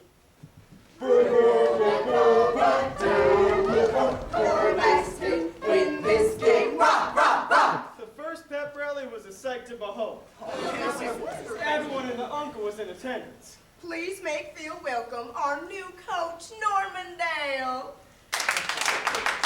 Colored chiffon streamers engulf the entire school population of Hickory. Grades 1 through 12. Ollie, catch my golly, he's a Hickory Husker. I wasn't sure. But only time would tell about Coach Norman Dale. Okay, first of all, I would like to thank those of you who made me feel so welcome here. Now, the boys and I are getting to know each other, seeing what we are and what we can be. So far, I like what I see, and I'm excited to be a part of Indiana basketball. We want Jimmy! And from that moment on, Coach Normandale's basketball world was about to change and would never be the same again. Welcome to Indiana basketball! Yeah! We support who we are and not who we are not. Now, these 5 individuals have made a choice. A choice to work, sacrifice, and put themselves on the line 23 nights in the next 4 months to represent you, this whole high school. Now, that commitment and effort deserves, no, it demands your respect. This is your team. Our team, my friends, my school. No one could have said it better. All right, Hickory, team on 3, come on. Put him in. Ready? 1, 2, 3, team! All right, guys. Now let me be very clear what we're after here. It's team, team, team. The 5 players on the floor make 1 unit. No one more important than the other. Game 1. Uliktik High School. All right, guys. I want to see 4 passes minimum before you shoot the ball. How many? 4. I want you to set it up before you let it go. Your 5 pistons firing together. Your work as 1 team. Now say it together. Team. Say it. Team. Come on. Team. Again. Team, team, team, team. Time out. Take no pressure on those passing lanes. Your defense is awful. What about our offense, Coach? We can't win unless we score. I want you to keep your mouth shut unless you're asked to open it. Our first game. Uliktik High 43. Hickory 18. Don't come on. I'm going to say this only one time. All of you have the weekend to think about whether or not you want to stay on this team under the following condition. What I say when it comes to this basketball team goes. Absolutely and without discussion. Hold on, Everett. Where's your father? I don't know. Has he had a stretch recently where he's been off the bottle? Everett truly feared the next conversation. I know everything there is to know about high school basketball. He was sober for a summer about 4 years back.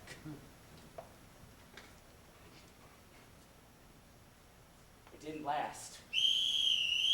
All right, now, I've seen some of you guys can shoot, but there's a lot more to the game than just shooting, and that's what we'll be working on for the next 6 practices until our second game. Fundamentals and defense. Remember what we worked on. How many times are you going to pass that ball? 4. How many? 4. How many? 4. Game 2. Verity High 30. Hickory 34. Yes! We were beginning to come around. Shooter, I want you to be my assistant coach. Now, you show up for practice every day on time and sober. You shave, clean yourself up, and wear a suit to all the games. But the first time I smell even a trace of liquor on your breath, you're finished. Understand? Thank you. I won't let you down. Game 3. South Bend 60. Hickory 58. Guys, focus. Focus. Focus! We lost in double overtime, but we're starting to believe. Hey, Coach. What you do with my dad? Well, I ain't seeing it. Why not? He's a drunk. He'll do something stupid. He'll Well, now, start... when's the last time someone gave him a chance? He don't deserve a chance. May I have your attention, please? I've been asked to inform you that a petition has been issued. Game 4. Hickory 64. Terre Haute 60. Yes! A petition requesting a referendum on your removal as basketball coach. When we hit that floor, we will know that we worked harder than any other guy. No team of mine is going to run out of steam before his opponent. Hickory 34. French League 32. The vote will be made at a town meeting on Saturday. Well, I can guess one person's name that will be on that petition. My friend started to believe. And it was unfair that they were just starting to come around. And to be honest, I was starting to believe too. I used to come down here, look at that cornfield and imagine starting to walk into it and just keep going. Sounds tempting. Aren't you the type that would rather look for a fight than run from one? This article is why I brought you here. Norman Day, coach of the national champions Ithaca Warriors, was given a lifetime suspension for physically assaulting his own player. During Ithaca's last regular season game. This is the latest in a long series of incidents involving the successful yet highly controversial coach. Where did you find that article?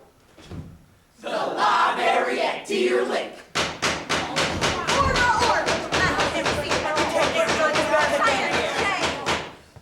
Now, I'm not here to ask any of you to keep me on.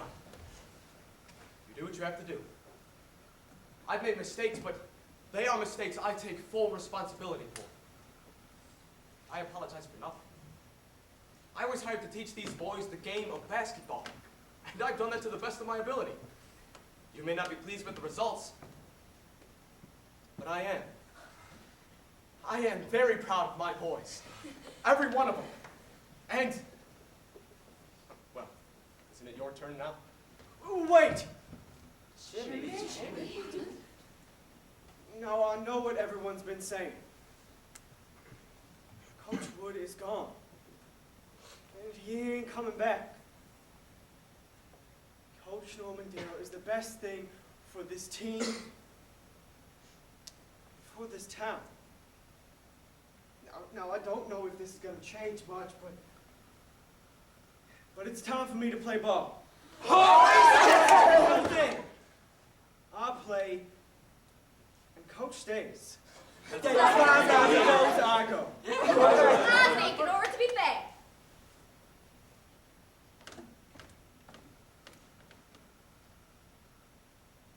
I think it would be a bad mistake if we let Coach Dale go. Give him a chance. Normandale, now are you a God-fearing man with Christian morals? Hell yeah. Well, then he stays. Yeah! Starting at guard, number 15, Jimmy Chetwood! With Jimmy, nothing can stop us. Game 6. Hickory 54, Holland 50. Yeah! Come on, shooter. Finally start to get it. Hey, shooter, look at me. Either hold up your end of the bargain or check yourself into a hospital and dry out. I don't think I can do it, Coach. Come on. I can. Hickory 70, Staffel 62. Hickory 61, Decatur 43. We started to come together. Hickory 52. Bloomington 49. We're going to be tough to beat. Hickory 58. Paragon 30. Here we are again. It's tourney time in Indiana, a yearly celebration of state pride.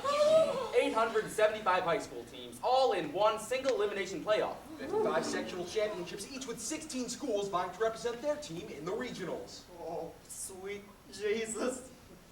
Hickory 83. Franklin 66. Hickory 44. Burnside 32. Hickory 57. Holland 53. Us 26. Deer Lake 24. Guys, visiting hours end at 8. Shooter, everyone is seriously concerned about you. Especially everyone. Look, we're going to keep you here for a few months, all right? But I promise, you will be as dry as a desert when you get out. Goblin visited time. Shooter, look, the boys are playing really well. You took a chance on an old shiftless drunk. And it didn't pay off. You couldn't be more wrong. You're cheating hard. Come on. Sectional finals. Hickory 88. Terror Hooray! Yeah! No one from this sectional ever reached a regional final. Evansville, Boise, New Albany, Jasper. No one had ever seen anything like it. Regional finals. Hickory 46, Holland 38. Yes! Even the President of the United States, Go Hickory! Harry S. Truman, got in the end. These are all the most exciting things to ever happen to Indiana basketball. We're all with you. God bless America. Tear 'em up! Finals, state finals, state finals. Mr. Dale. Coach Dale, can you look over here? Playing in finals, South Bend Central is the top in the state. Their front line is 6'4", 6'5", and 6'5". How will your little guys compete? I don't know. See, my boys only know basketball, farming, and school. And probably in that order, too. Most of them haven't even seen a building taller than 2 stories, except maybe the picture. Taking them to Indianapolis to play before, what is it, 18,000 people? That's like you and me going to the moon. Will you be back to coach next season? Hup. Whoa, whoa, whoa. The bus ride to Indianapolis was amazing. Well, I got a new dance and it goes like this. Hup-bee-ba. Well, something's gonna bust if you're riding on my bus. I said the name of the dance is the Peppermint Twins. Hup-bee-ba. As we pass through the small towns. One after another. Banners and signs were hanging in front of storefronts. And telephone poles. Held by people of every different race, size, shape, and age. Hickory away! We love Jimmy Chetwood! Huskers Huskers. Our David beat their Goliath. I read that one. Oh, you can read? Fire engines even shot water at the bus. When it went by. A long and isolated road. A farmer, his wife, and a young boy. Held up a cardboard makeshift sign. We love Hickory. Oh. Whoa! The country quickly turned to the city. TV antennas. Factories. Warehouses. A downtown. 20, 30-story buildings for as far as we could see. The bus grew quiet. Each boy was wide-eyed. And we turned into a parking lot and saw a mammoth structure. Butler Fieldhouse, home of the Indiana State Championship. Take the floor, Hickory. 2 minutes. All right, guys, keep it together. Remember why you're here. My God. My heart's beating down to my chest.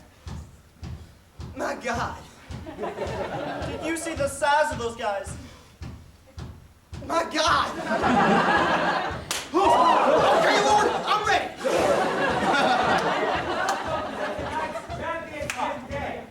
With the pint size, very big enough for... We are Hickory! We are Hickory! We are Hickory!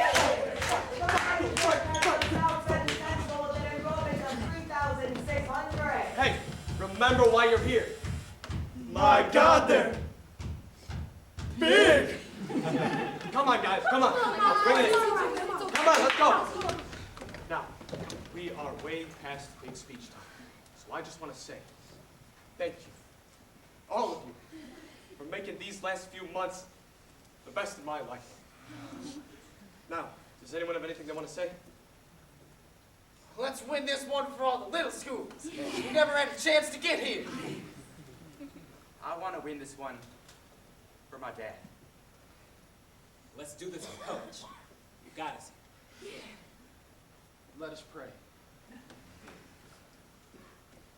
David reached into the bag and pulled out a stone and slung it. I'm real scared. And struck the Philistine on the head, and he fell to the ground. With God in heaven, it is all one. To delivery with the great multitude or a small company. For the victory of battle standeth not in the multitude of hosts, but strength cometh from heaven. We were on a mission. Time stood still. We fought.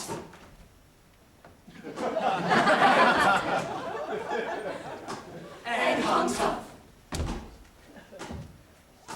Till it was time to make our move. Time out! Time! Now, here's what we're gonna do. Jimmy, everyone's looking at you to make that shot, so you have to be our decoy. Buddy, I want you to run the picket fence and then pass the raid with... What's the matter with you guys?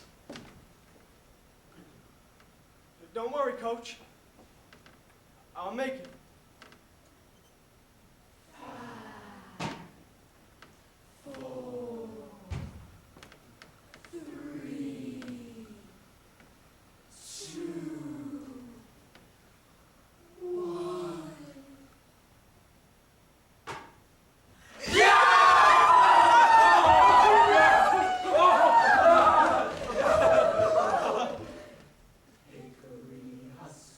Hickory Huskers, fight on for our fame. Dribble that ball right down the court for a basket. Win this game, rah, rah, rah! And the rest was history. In 1952, 6 young men from Hickory, Indiana, did the impossible. And so much more was learned than just basketball.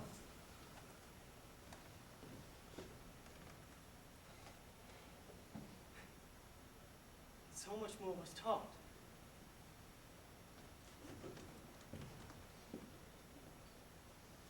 I love you guys.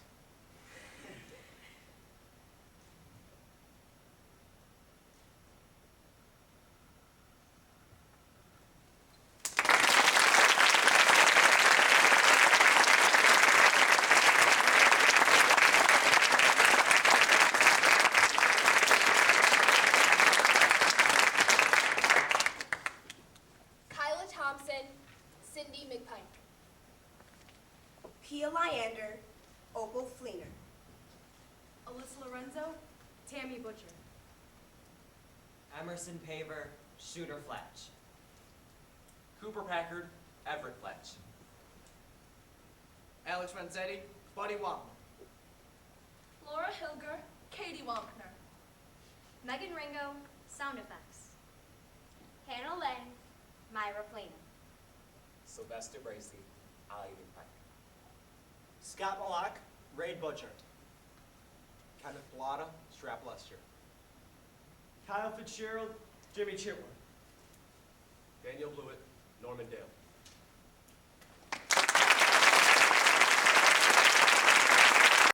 State group interpretation contest.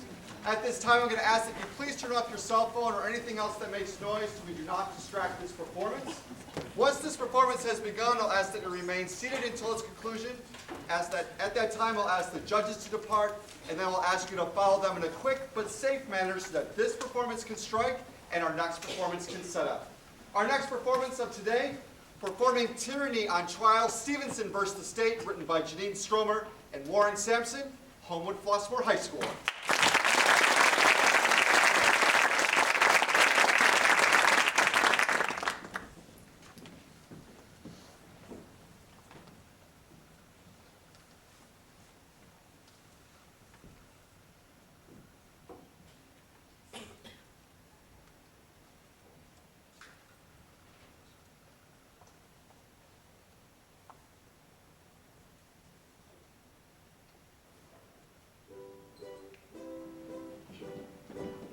Back home again in Indiana, and it seems that I can see the gleaming candlelight still shining bright through the sycamores for me. The new moment.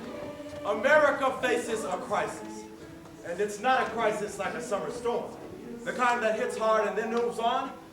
This storm will relentlessly rage until we restore all that is free, good, and right about America! From the dunes of Lake Michigan to the shores of the mighty Ohio, Hoosiers look up to this man as a staunch defender of morality, prohibition, and the chastity of American women. The evidence will show that he had a dual personality, a veritable Dr. Jekyll and Mr. Hyde.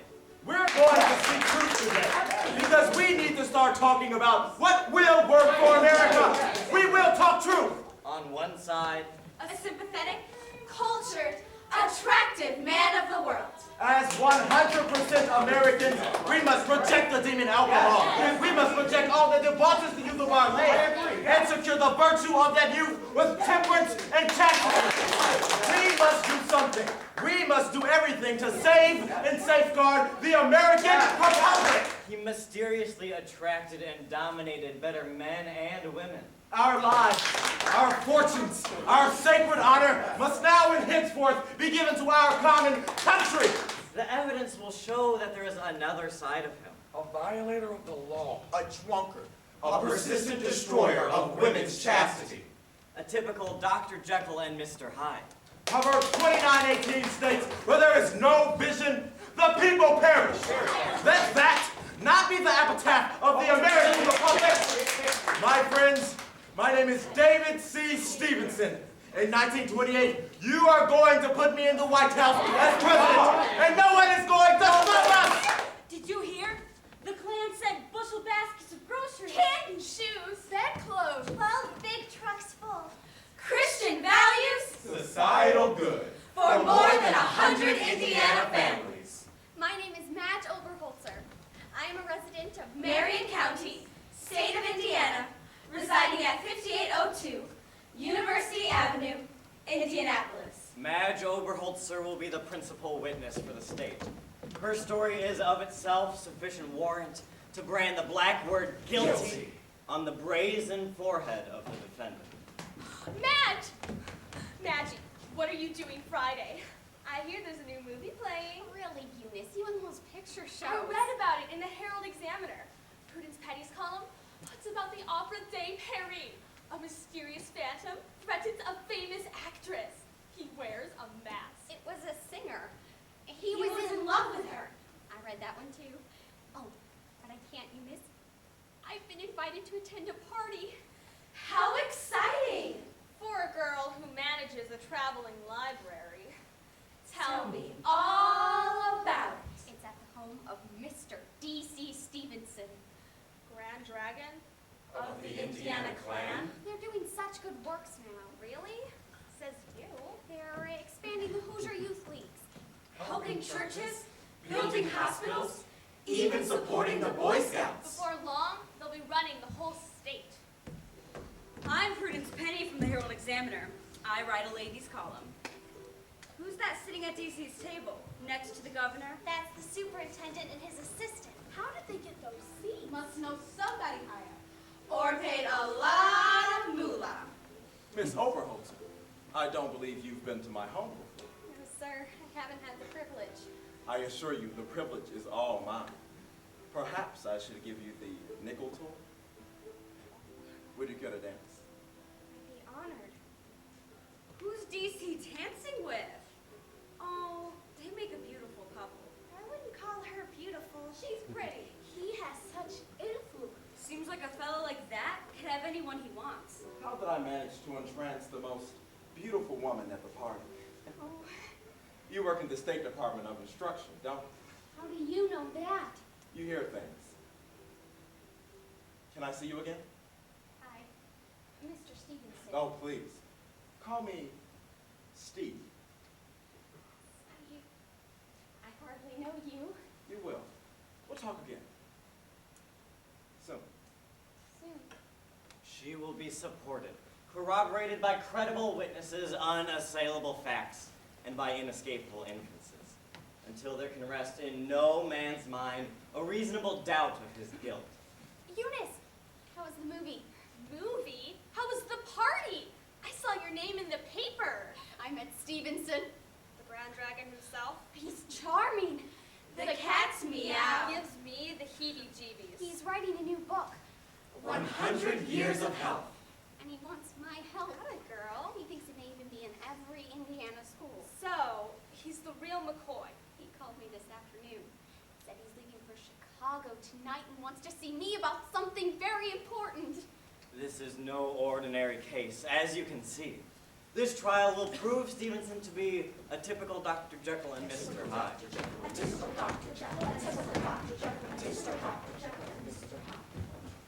Thank you for coming. Gentry, Clink, this is the lovely Madge Overholzer you read about. Pleased to meet you. Charmed. Oh, Mr. Stevenson, I better go home. You're staying with me. Get her a drink, boys. Help her loosen up. What'll it be, little lady? Whiskey or gin? Give her the whiskey. Liquor, but that's against the law. Law. I am the law. Don't fight. It'll be easier. Did you read Prudence's column? I haven't seen it today. What did she say? They were having dinner at Elmo's Steakhouse. And then he escorted her to her door. Do you think she'll see him again? Wouldn't you? Oh, I would. Do I hear wedding bells? Why don't you join us, Madge? We're going to Chicago. I want you to go. No, thank you. I want to go home. Oh, no, Madge. You can't leave. I love you more than any woman I've ever known. Yes, Madge, you are coming with me. Take her to the car. Please drive me home, please. I want to get my hat. Now I've got you. Go ahead and cry. No one can hear you. We will show how they drove to Union Station, booked a drawing room, and boarded the next train north. Here's our room. Gentry, get us a bottle. Now go on, take a hike. Chastity. Temperance. Prohibition. Christian values. President. American. Dance with me. Cat's meow. Other side. Mysterious. Stay with me. Gin or whiskey. Drive me home. I am the law. I am the up! He pounced on her. Ripping off her dress. Hitting her arms, holding her down, Biting biting her neck, Biting her legs. biting her back, sadistically. Brutally, viciously. Biting every inch of her body. Chewing her tongue, her breath, her ankles. He held her down. Biting, chewing, tearing, ripping blood. Running down her body, pummeled, Battered, torn. bruised. How much more could she take? And then, please, he raped her.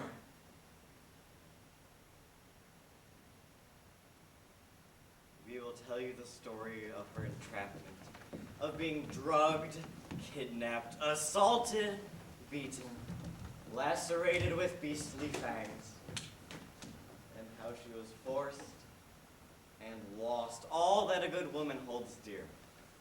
A birdie told me that they're headed for Chicago, but a confidential source chirped that they stopped in Hammond. State your name and occupation. I'm Levi Thomas, the Pullman porter on the train out of Indianapolis. One Sunday night, he and a young lady boarded and locked themselves in their suite all night. What happened the next morning? I went to make the bed. I heard the young lady in the lavatory having a difficult time of it. The sheets were bloody, so I offered to call the doctor on board. Did Mr. Stevenson check on her? No. He didn't move a muscle. What happened then?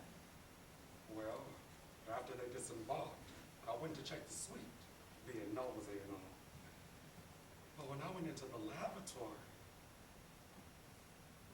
so much blood all over the place, and he didn't even bother to clean it up. I heard they went to Chicago. They didn't make it past the state line. I read in the Examiner that they checked into a hotel. As Mr. and Mrs. W.B. Morgan. Why all the secrecy, Mr. Stevenson? Is there something our readers should know? Look, I've got a gun. You yell, scream, do anything. I'll kill you. Please, please, can I send a telegram to my mother? Sure. Tell her we're in South Bend getting married. Married? Oh, but I'm such a mess. Take her to the store. Buy her a hat and anything else she needs.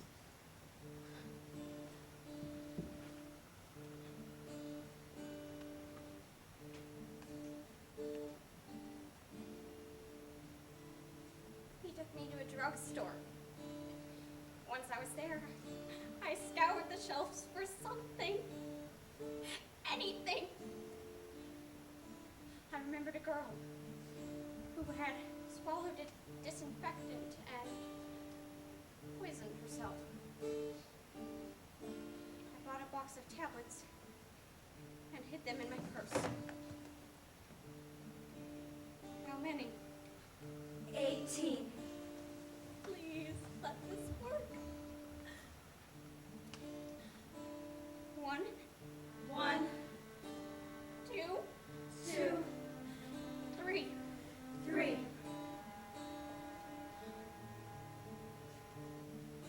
Oh! Oh, God! Oh! 3 more. 1, 2, 3. 3.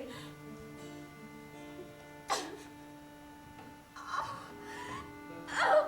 You look terrible. What's wrong? Nothing. Where's your pain? All over. Well, you can't have any pain without cause. Can you keep a secret? Yeah, sure. I took some poison. Don't tell Stevenson. What have you done? Poison. You said you wouldn't tell. What kind? What did you take? Bichloride. You fool. Oh my God! I want to die. This girl has real guts. She's dying. What are we going to do? Calm down, Gentry. I've been in tighter places than this. She needs her stomach. Where are we going to take her? To the hospital. Are you crazy? I'll say she's my wife.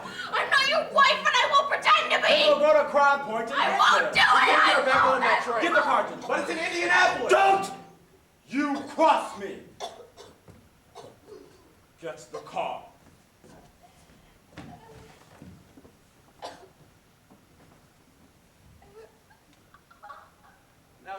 listen to me. You were in an automobile accident. Got it. You will now hear how Madge was denied medical treatment and allowed to sink further into illness. Her agony extended as they waited hours for a car to arrive, and then drove for over 150 miles from Hammond all the way back to Indianapolis, while she begged to be taken to a doctor. It was the afternoon of March 17th, and I was in the Oberholzer kitchen. I heard groaning and saw Madge being carried upstairs by a man, a large man. He said she'd been hurt in an automobile accident, but he thought no bones were broken. I asked him who he was. He said, Johnson, from Kokomo. And then he went down the back steps. Did you get a good look at his face? No. Madge? My God, Madge! What happened to you? I am the law and the power. Oh dear. Mother of God! Oh, you're in shock. You're so cold. What on earth happened? An automobile accident. Got it. There was a car accident. Please, can you get Dr. Kingsbury? Let me fix you up a bit. Dr. Kingsbury. The whole truth. Please describe the nature of her injury. And nothing but the truth. Her dress lay open, exposing these bruised areas with 2 or 3 lacerations on her left breast. Her right cheek was bruised and had this circular mark the size of a silver dollar. Her face was pale, her body was so cold, and her pulse was rapid. I had been informed that she was in an auto accident, so I made a superficial examination to determine whether there were any broken bones. Did Madge say anything at the time? She did not expect or want to get well. She wanted to die. So what else did she relay to you? Madge, what exactly did you take? It was mercury bichloride. You fool. How much did you ingest? Dr. Kingsbury. I'm so ashamed. I took 6. 6 tablets? Doctor, what is mercury bichloride? An extremely poisonous compound used in the treatment of syphilis. Highly toxic, odorless, colorless, and meant to be applied topically. Ingestion causes severe abdominal pain, vomiting, corrosion, ulceration of the entire digestive tract. My involvement in this case is personal. I'm an acquaintance of the family. Madge's mother contacted me when she first went missing. After her return, I called upon Madge several times. The first time I saw her, she was in bed moaning. Her face was loaded with marks on it. Miss Madge, who made these marks on you? Stevenson. How did he make them? An automobile accident. With his teeth. Have I done for? Madge's father told me to take his place in this matter, to represent him and do whatever should be done in this affair. Bring legal action, sue if I thought best. He placed it all in my hands. Doctor, exactly what are her chances? Madge's condition is deteriorating. She might die within the month. March 28th. Madge, I have something. And the look on your face. Madge, you have no chance for recovery.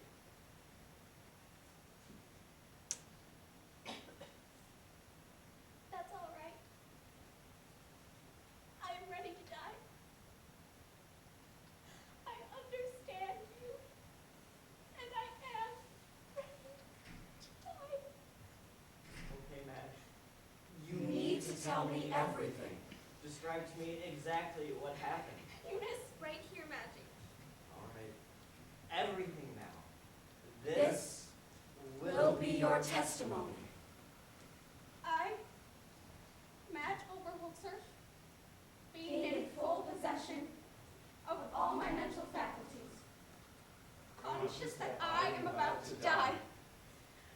make as my dying declaration the following statements. Madge described the entire ordeal in excruciating detail, so much so that I had stepped out of the room to allow her to maintain some sense of dignity. As she concluded, she stated with clarity, I believe that I will not recover from this illness, and that death is very near to me. she lingered for nearly a month. April 14th, 1925.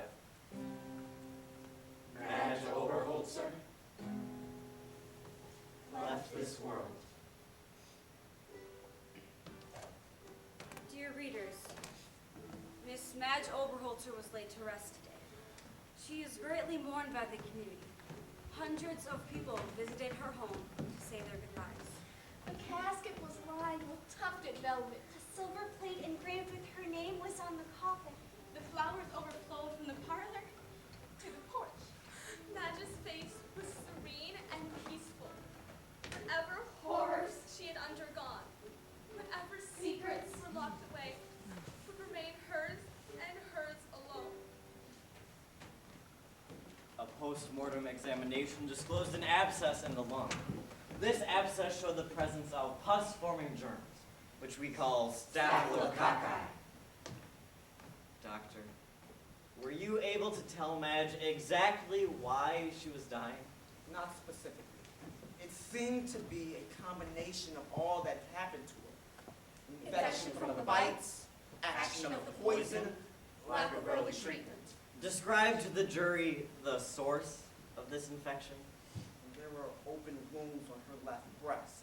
They had become infected. Are wounds made by biting usually infected? Yes, they are apt to be. The defense would have us believe that it was the poison, suicide. Clearly it was infection, introduced by human teeth. Since the cause of death was infection, I could add murder to the rape and kidnapping charges. I presented my case to the grand jury, who delivered their indictment to Judge James Collins just before noon. Saturday, April 18th. The grand jurors, County of Marian, upon their oath, present that David C. Stevenson, Unlawfully. With premeditated malice. They killed And murdered. Madge Oberholzer.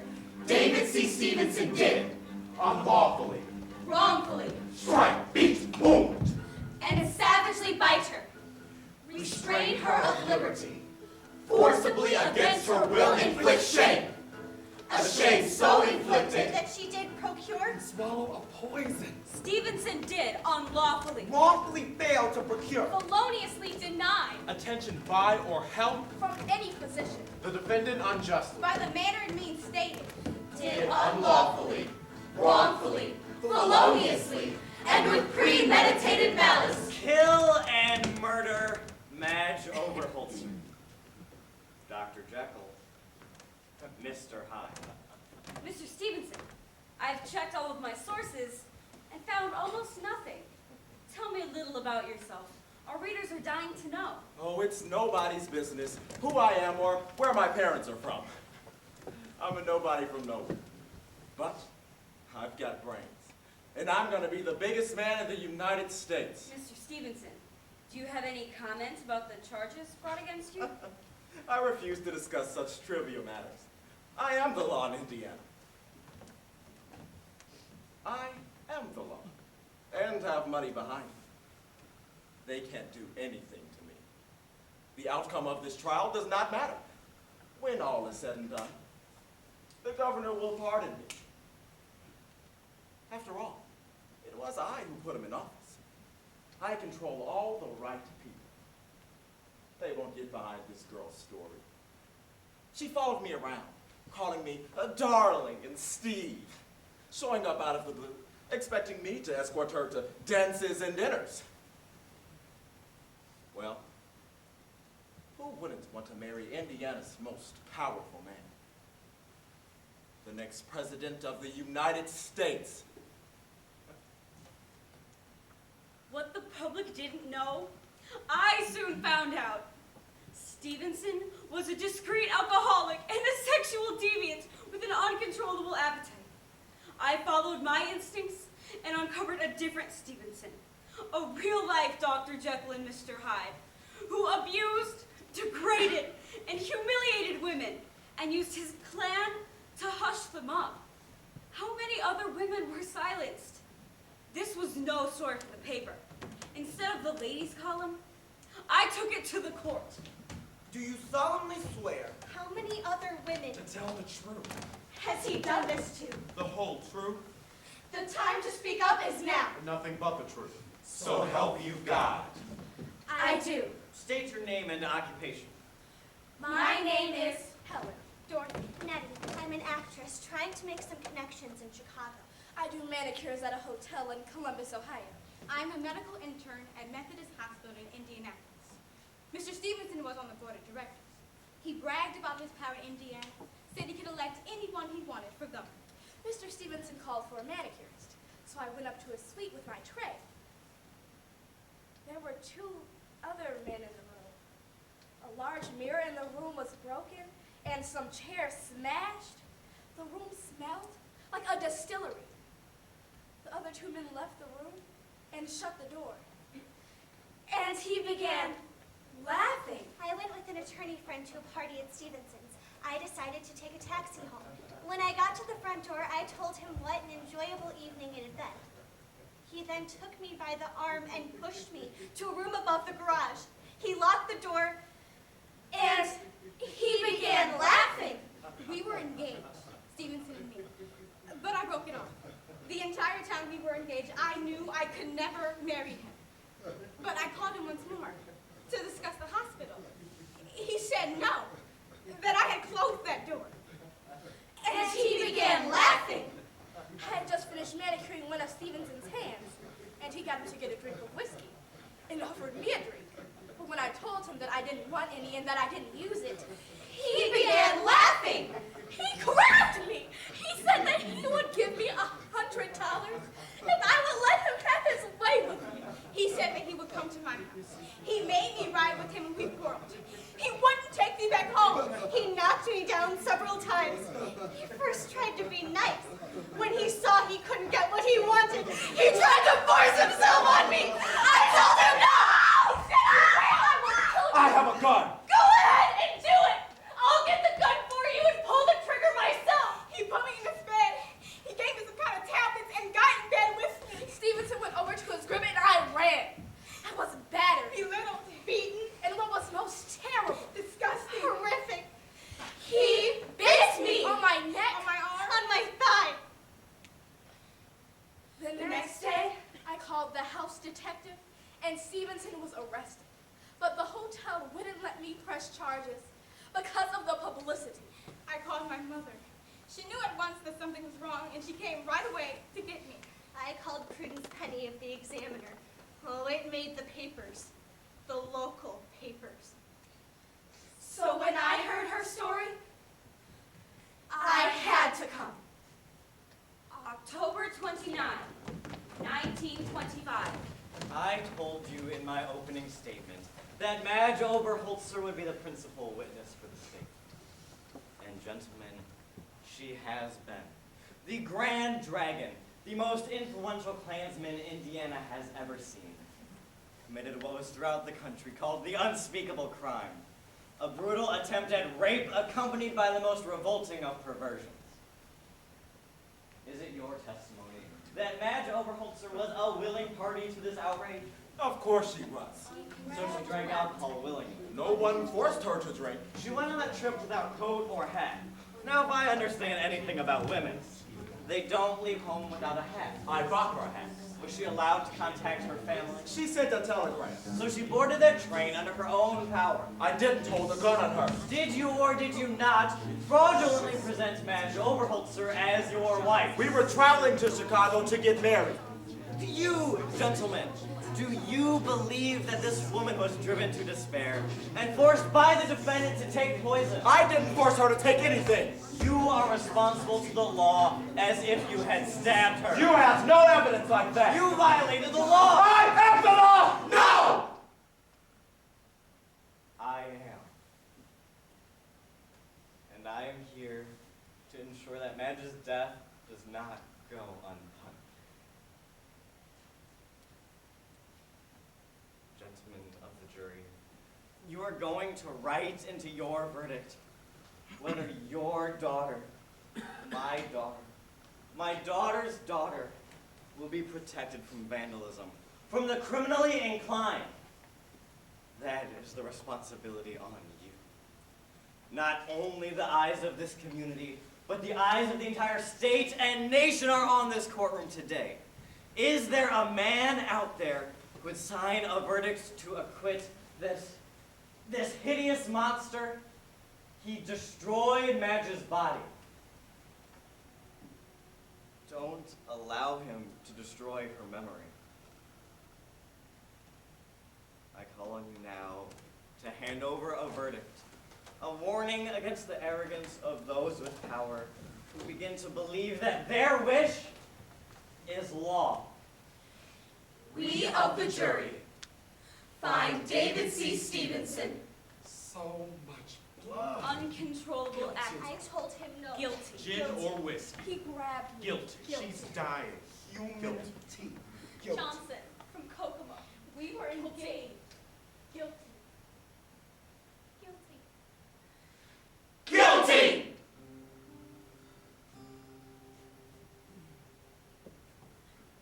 That's good enough for me.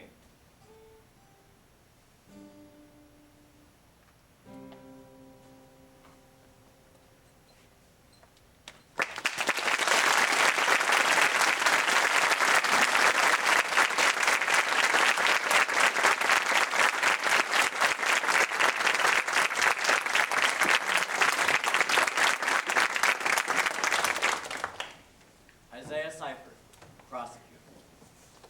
Jackie Mazie, Helen, ensemble. Olivia Seifert, Prudence Penny, ensemble. Maya Nakamura, musician. Rosemary Joyce, musician. Josh Bilbrey, musician. Montana Sandstrom, Matt Overholter. Warren Jefferson, Gentry, ensemble. Paul Spaniak, Clink, ensemble. Maggie Colton, Eunice, ensemble. Reggie Hamilton, Porter, ensemble. Danye Lewis, Dr. Kingsbury, ensemble. Kitty Robinson, Dorothy, ensemble. Rachel Lantos, Nettie, ensemble. Joshua Miller, D.C. Stevenson.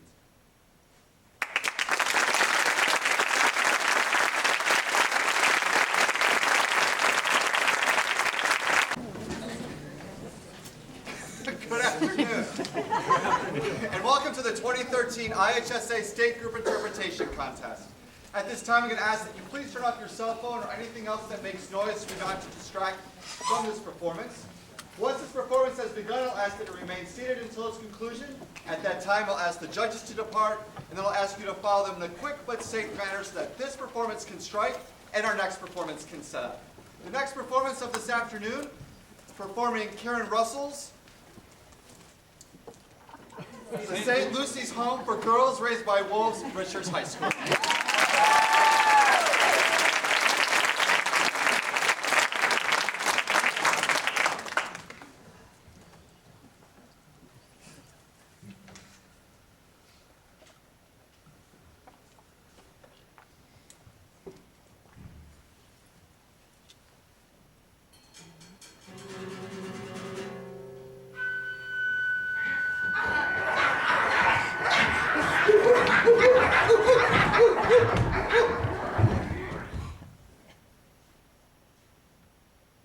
At first, our pack was all panting and snarl and floor-thumping joy. We forgot the barked cautions of our mothers and fathers, all the promises we made to be Civilized and ladylike. Coot and Kent. We tore through the austere rooms, Overturning dresser drawer. Tearing through the neat piles of the stage 3 girls' starched underwear. Smashing light bulbs with our bare fists. things felt less foreign in the dark. We jumped joyously from bunk to bunk.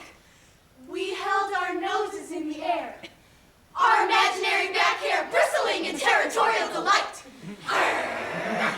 We were wild when we arrived at St. Lucy's. Like caged beasts. Like wild wild animals. Like wolves.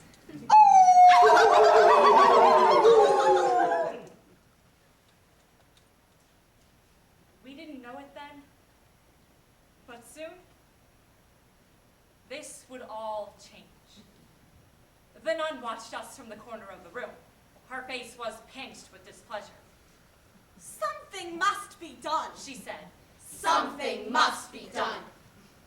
St. Lucy's Home for Girls Raised by Wolves. By Karen Russell. An excerpt from the Jesuit Handbook on Lycanthropic Culture Shock. Stage 1. The initial period is one in which everything is New, exciting, and interesting for your students. It is fun for your students to explore their new environment. Our mothers and fathers were werewolves. They lived an outsider's existence, threatened by frost and pitchforks. They were ostracized by the local farmers for eating their silk fruit pies and terrorizing their heifers. They were ostracized by the local wolves for having sometimes thumbs and regrets and human children. When the nun arrived, our parents couldn't refuse her offer. The nun, they said, will make you naturalized citizens of human society. They must come to St. Lucy's to study a better culture. A better way of life. We didn't know at the time that our parents were sending us away for good. Neither did they.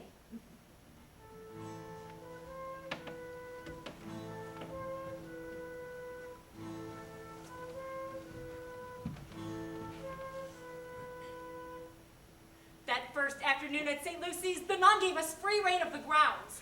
There were holes everywhere. The pack threw back our heads in a celebratory howl. We supplemented these holes by digging some of our own. We invented sticks. And our itchy new clothes. And the bones of the friendly unfortunate squirrels. After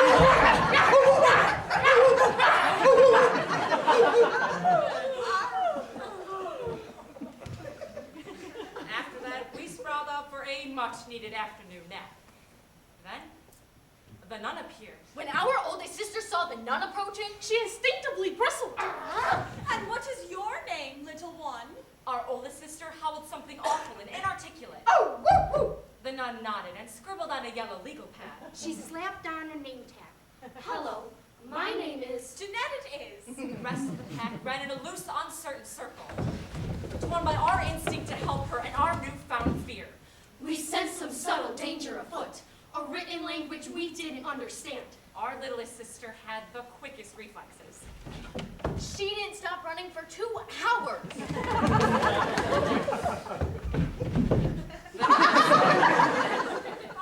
Stage 1. It can be a little overstimulating.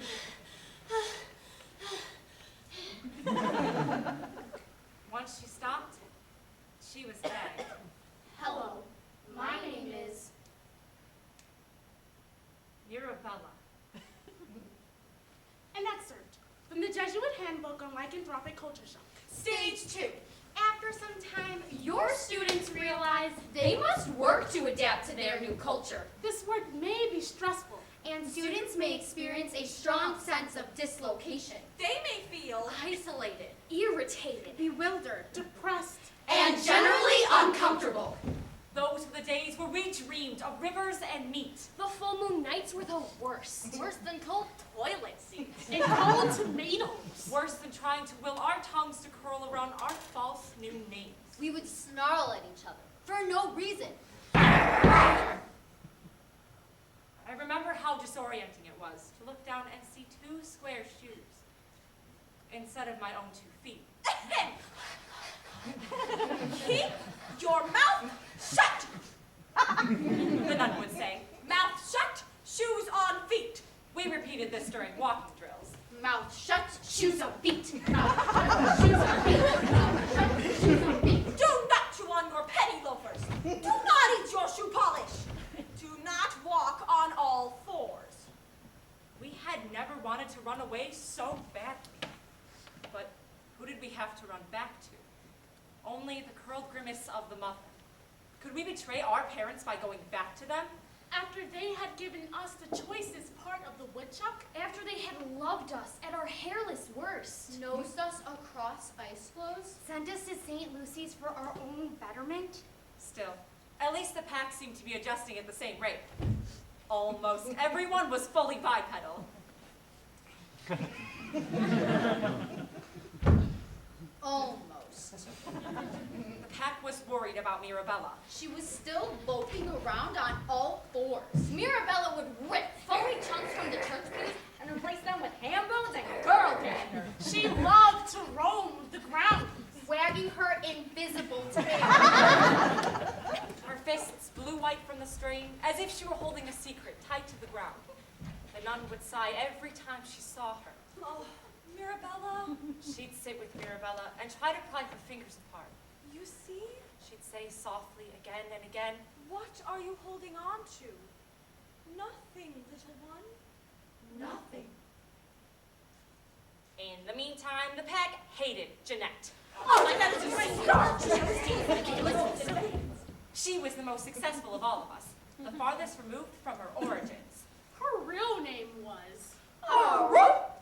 But she wouldn't respond to this anymore. She would spit her new penny loafers until her shoes seemed to glow. She was the first among us to apologize. The first to drink apple juice out of a sippy cup. She was the first to stop eyeballing the cleric's jugular in a disconcerting fashion.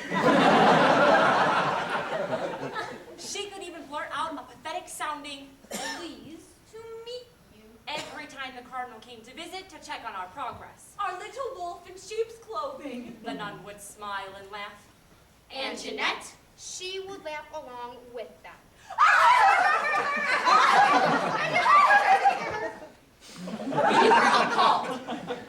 I was one of the good girls.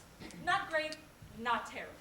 But I had an ear for language, and I could read before I could adequately wash myself. This wasn't like the wood. There you had to be fast and brave and strong. Different sorts of calculations were required to survive at St. Lucy's. So Jeanette became pack leader. And though we followed her, everybody hated her. But for as much as we hated Jeanette, we hated Mirabella more. We began to avoid her. But sometimes she'd surprise us. Curled up beneath the beds. Gnawing on a scapula in the garden. It was scary to be ambushed by your little sister. I'd snarl and I'd growl. Arrgh! The way I'd snarl at my own reflection. As if I were a stranger.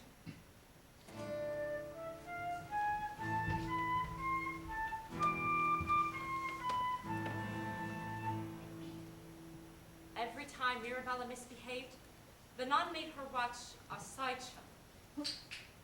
Images of former wolf girls failed to be rehabilitated.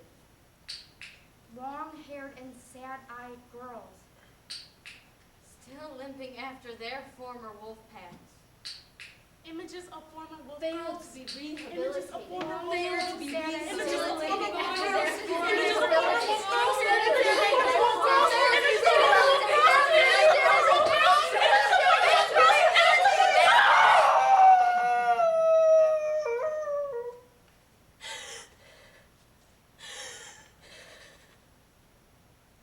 One night, Mirabella came to me. She was covered in splinters and heaving a high whining noise out of her nostrils. Of course, I knew what she wanted.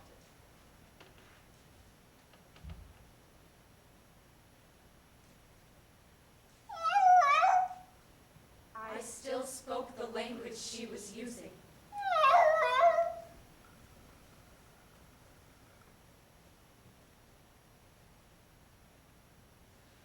Lick your own wounds, I said.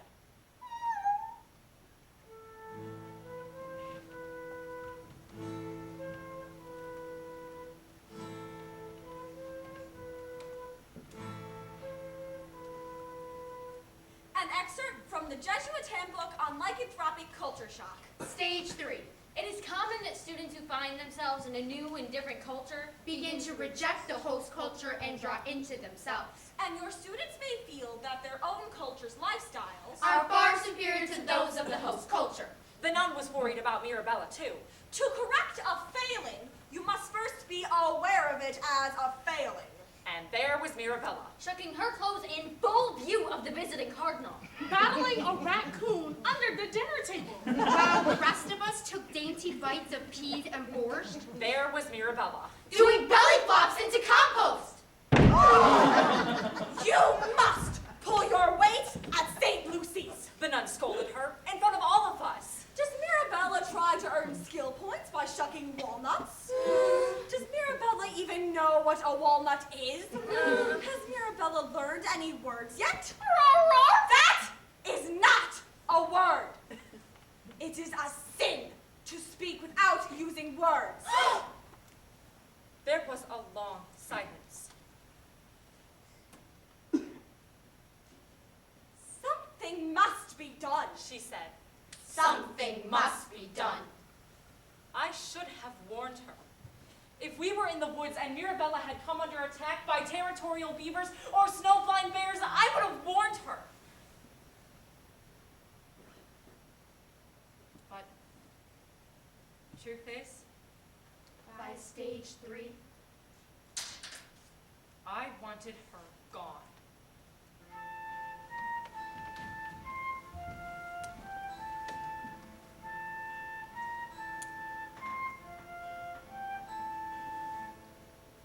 In the meantime, Jeanette was learning how to dance.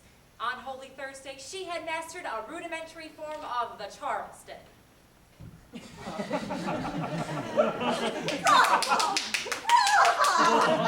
The nun clapped, so we all did too.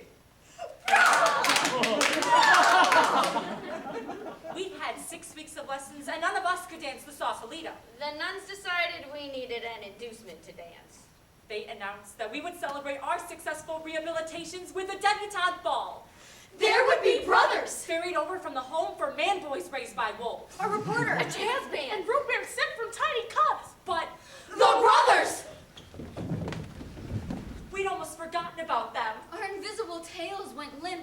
Every night, we waited until the nun was asleep. We sunk into closets. We found places that were private. And we practiced the Sausalito two-step, a frothing mass of twitch and foam. Mouth shut, shoes on feet. Mouth shut, shoes on feet. Mouth shut, mouth shut, mouth shut, mouth shut. One night, I returned early from the closet and stumbled on Jeanette. She was sitting in a patch of moonlight, window open to the night air.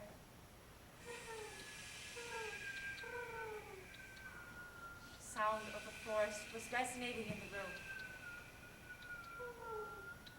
Her cheeks looked dewy. Why you cry? I asked her. She pointed to a line in her book. The lake water was reinventing the forest. The white moon was full in the night sky. The wolves paced. Then they lapped up their reflection from a cold mirror of water. No one in the pack could read but me and Jeanette. So I knew. We shared a common language. I felt bad for her. It wasn't easy being perfect.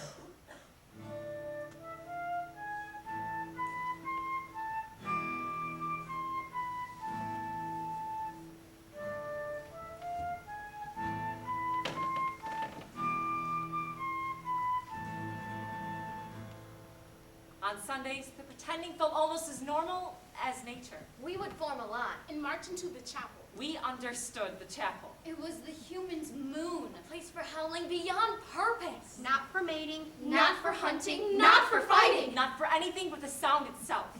We'd howl along with the choir, hurling every hidden thing within us at the stained glass.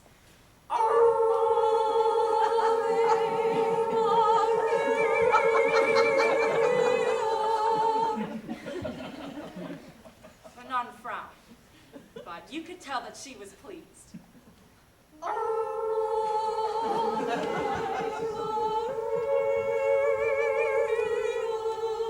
An excerpt from the Jesuit Handbook on Lycanthropic Culture Shock. Stage 4. As a more thorough understanding of the host culture is acquired, Your students will begin to feel more comfortable in the host environment. Everything begins to make sense. Hey, Claudette. Jeanette growled to me the day before the dance. Have you noticed Everything is beginning to make sense. Before I could answer, Mirabella sprang from the closet and ambushed Jeanette.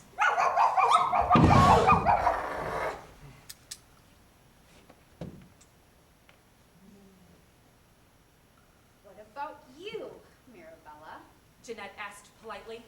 She was the only one Who still spoke to Mirabella? She was high enough in the wolf rankings to talk to the scraggliest wolf girl. Have you noticed everything is beginning to make sense? Jeanette frowned. You're a late bloomer, Mirabella. Usually things begin making sense by now. I thought. She had mispronounced bloomer. Instead, she said groomer. So I corrected her. I think you mean bloomer, Jeanette. She corrected the dominant wolf. She corrected the big sister. That's not good. That's not good at all. Thank you, Claudette. How kind of you to notice. Is what she said. But that's not what she meant. What she really meant was... And I knew two things. Number one. I made a mistake. Number two. Jeanette was threatened. Could it be that she thought that I had what it takes To be number one? Attention, girls, attention! The ball will begin shortly. Places, ladies, places! Oh, At 7 o'clock on the dot, the nun frog marched us into the hall. The nuns had transformed the rectory. It was exciting! Purple and silver balloons. Black streamers. A full moon shining outside the window. Blasts of saxophone. Fizzy pink drinks. And... the brothers. The brothers didn't smell like our brothers anymore. They smelled like pomade and cold, sterile sweat. They looked like... boys. We said things like, My star. What lovely temperature we're having! we kept botching the phrases that we learned in Unit 12. Party etiquette. You smell astounding. Thank you. I rubbed a pumpkin muffin over my entire body. It makes me smell easy to kill. I found myself talking with a boy named Kyle. His name used to be Try. He was the strong and handsome alpha male from the neighboring pack. He was really hairy. And so bristly. I noticed Mirabella in the corner wearing her muslin. And then I saw Jeanette. She was staring at me with this look that said, Why is Kyle with her? She isn't the leader of this pack. I am the leader of this pack. but Kyle was interested in me, not Jeanette. I had half a mind to tell him some things. Just the other night, I had seen Jeanette cry. The pack leader mustn't cry. Then the band struck up a tune.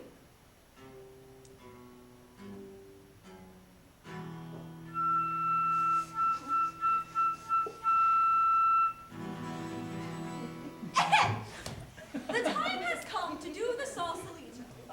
Who shall take the spotlight?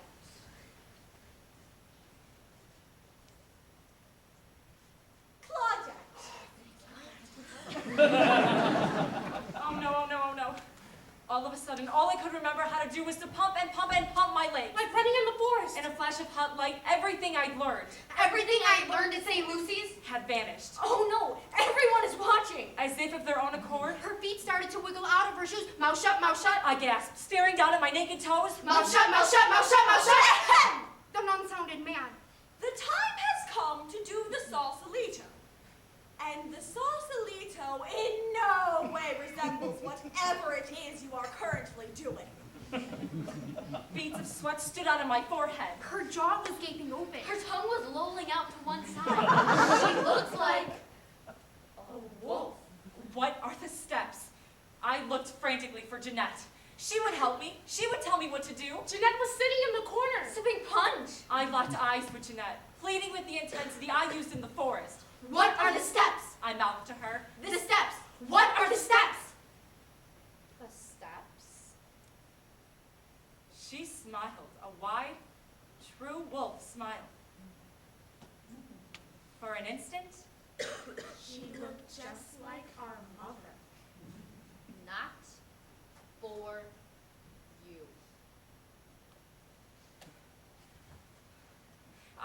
back my head, a howl clawing its way up my throat. She was about to lose her skill point. She was about to fail her adaptive dancing test. But before the air could burst from my lungs, the wind got knocked out of me. I felt because Mirabella had saved me. She intercepted the eye cry for help. True to her restraint, she used her body as a shield, barking at unseen cougars, battling with imaginary foes. Something must be done. And the ball ground to a halt.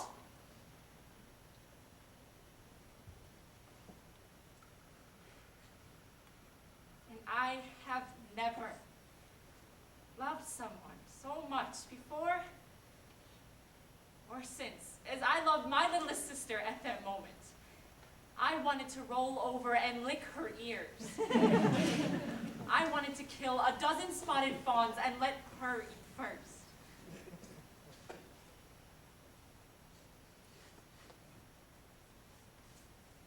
But everybody was watching. Everybody was waiting to see what I would do. I wasn't talking to you. Mirabella looked shocked, didn't hurt. I didn't want your help. Now you have ruined everything. You have ruined the ball. My sister started panting and circling, eager to close ranks. Mirabella has ruined it. Every girl was wild-eyed. Itching under her dress. Punch broth dripping from her chin. Mirabella cannot adapt. Back to the woods, back to the woods, back to the woods!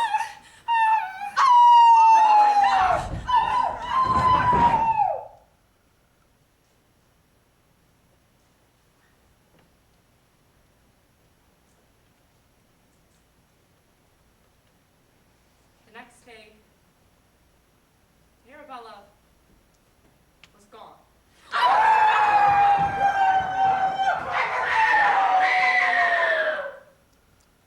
I pretended to be surprised, but I'd known from the moment I felt her weight on my back that she would have to be expelled. That day, we raced out into the sunlight, knowing full well that our sister had been turned loose, that we might not ever see her again. A low roar rippled through us, surging up and up, disappearing into the trees.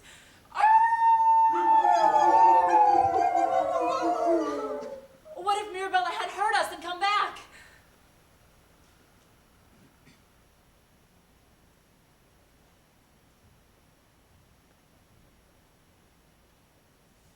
But there was nothing. We graduated from St. Lucy's shortly thereafter.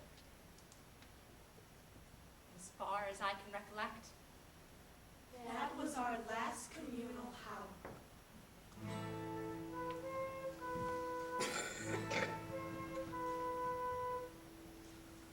an excerpt from the Jesuit Handbook on Lycanthropic Culture Shock. Stage 5.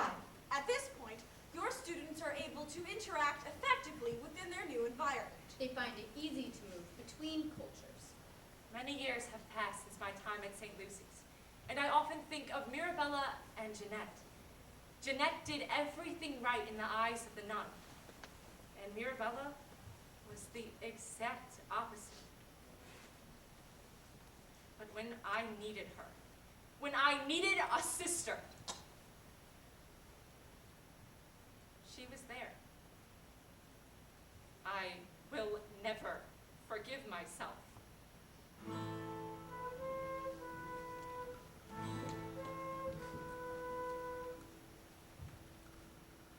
These thoughts led me back to the woods once. Deep in the forest, I found my parents' cave. They looked at me. They were both proud and sad. They were both bewildered and expectant. They were waiting for a display of what I had learned. So, I'm home. and with that, I had told my first human lie.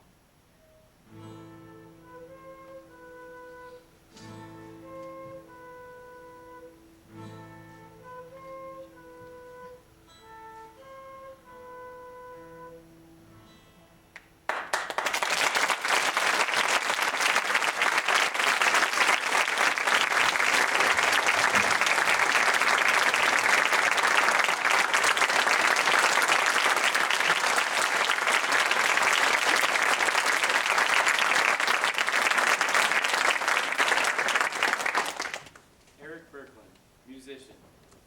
Katie Nestor, musician. Ada Gubin, ensemble. Kirsten Bergquist, nun, ensemble. Taylor Gabby, ensemble. Tamara Bullock, ensemble. Catherine DiPietro, Jeanette, ensemble. Janine Size, Mirabella, ensemble. Caroline Azum, narrator.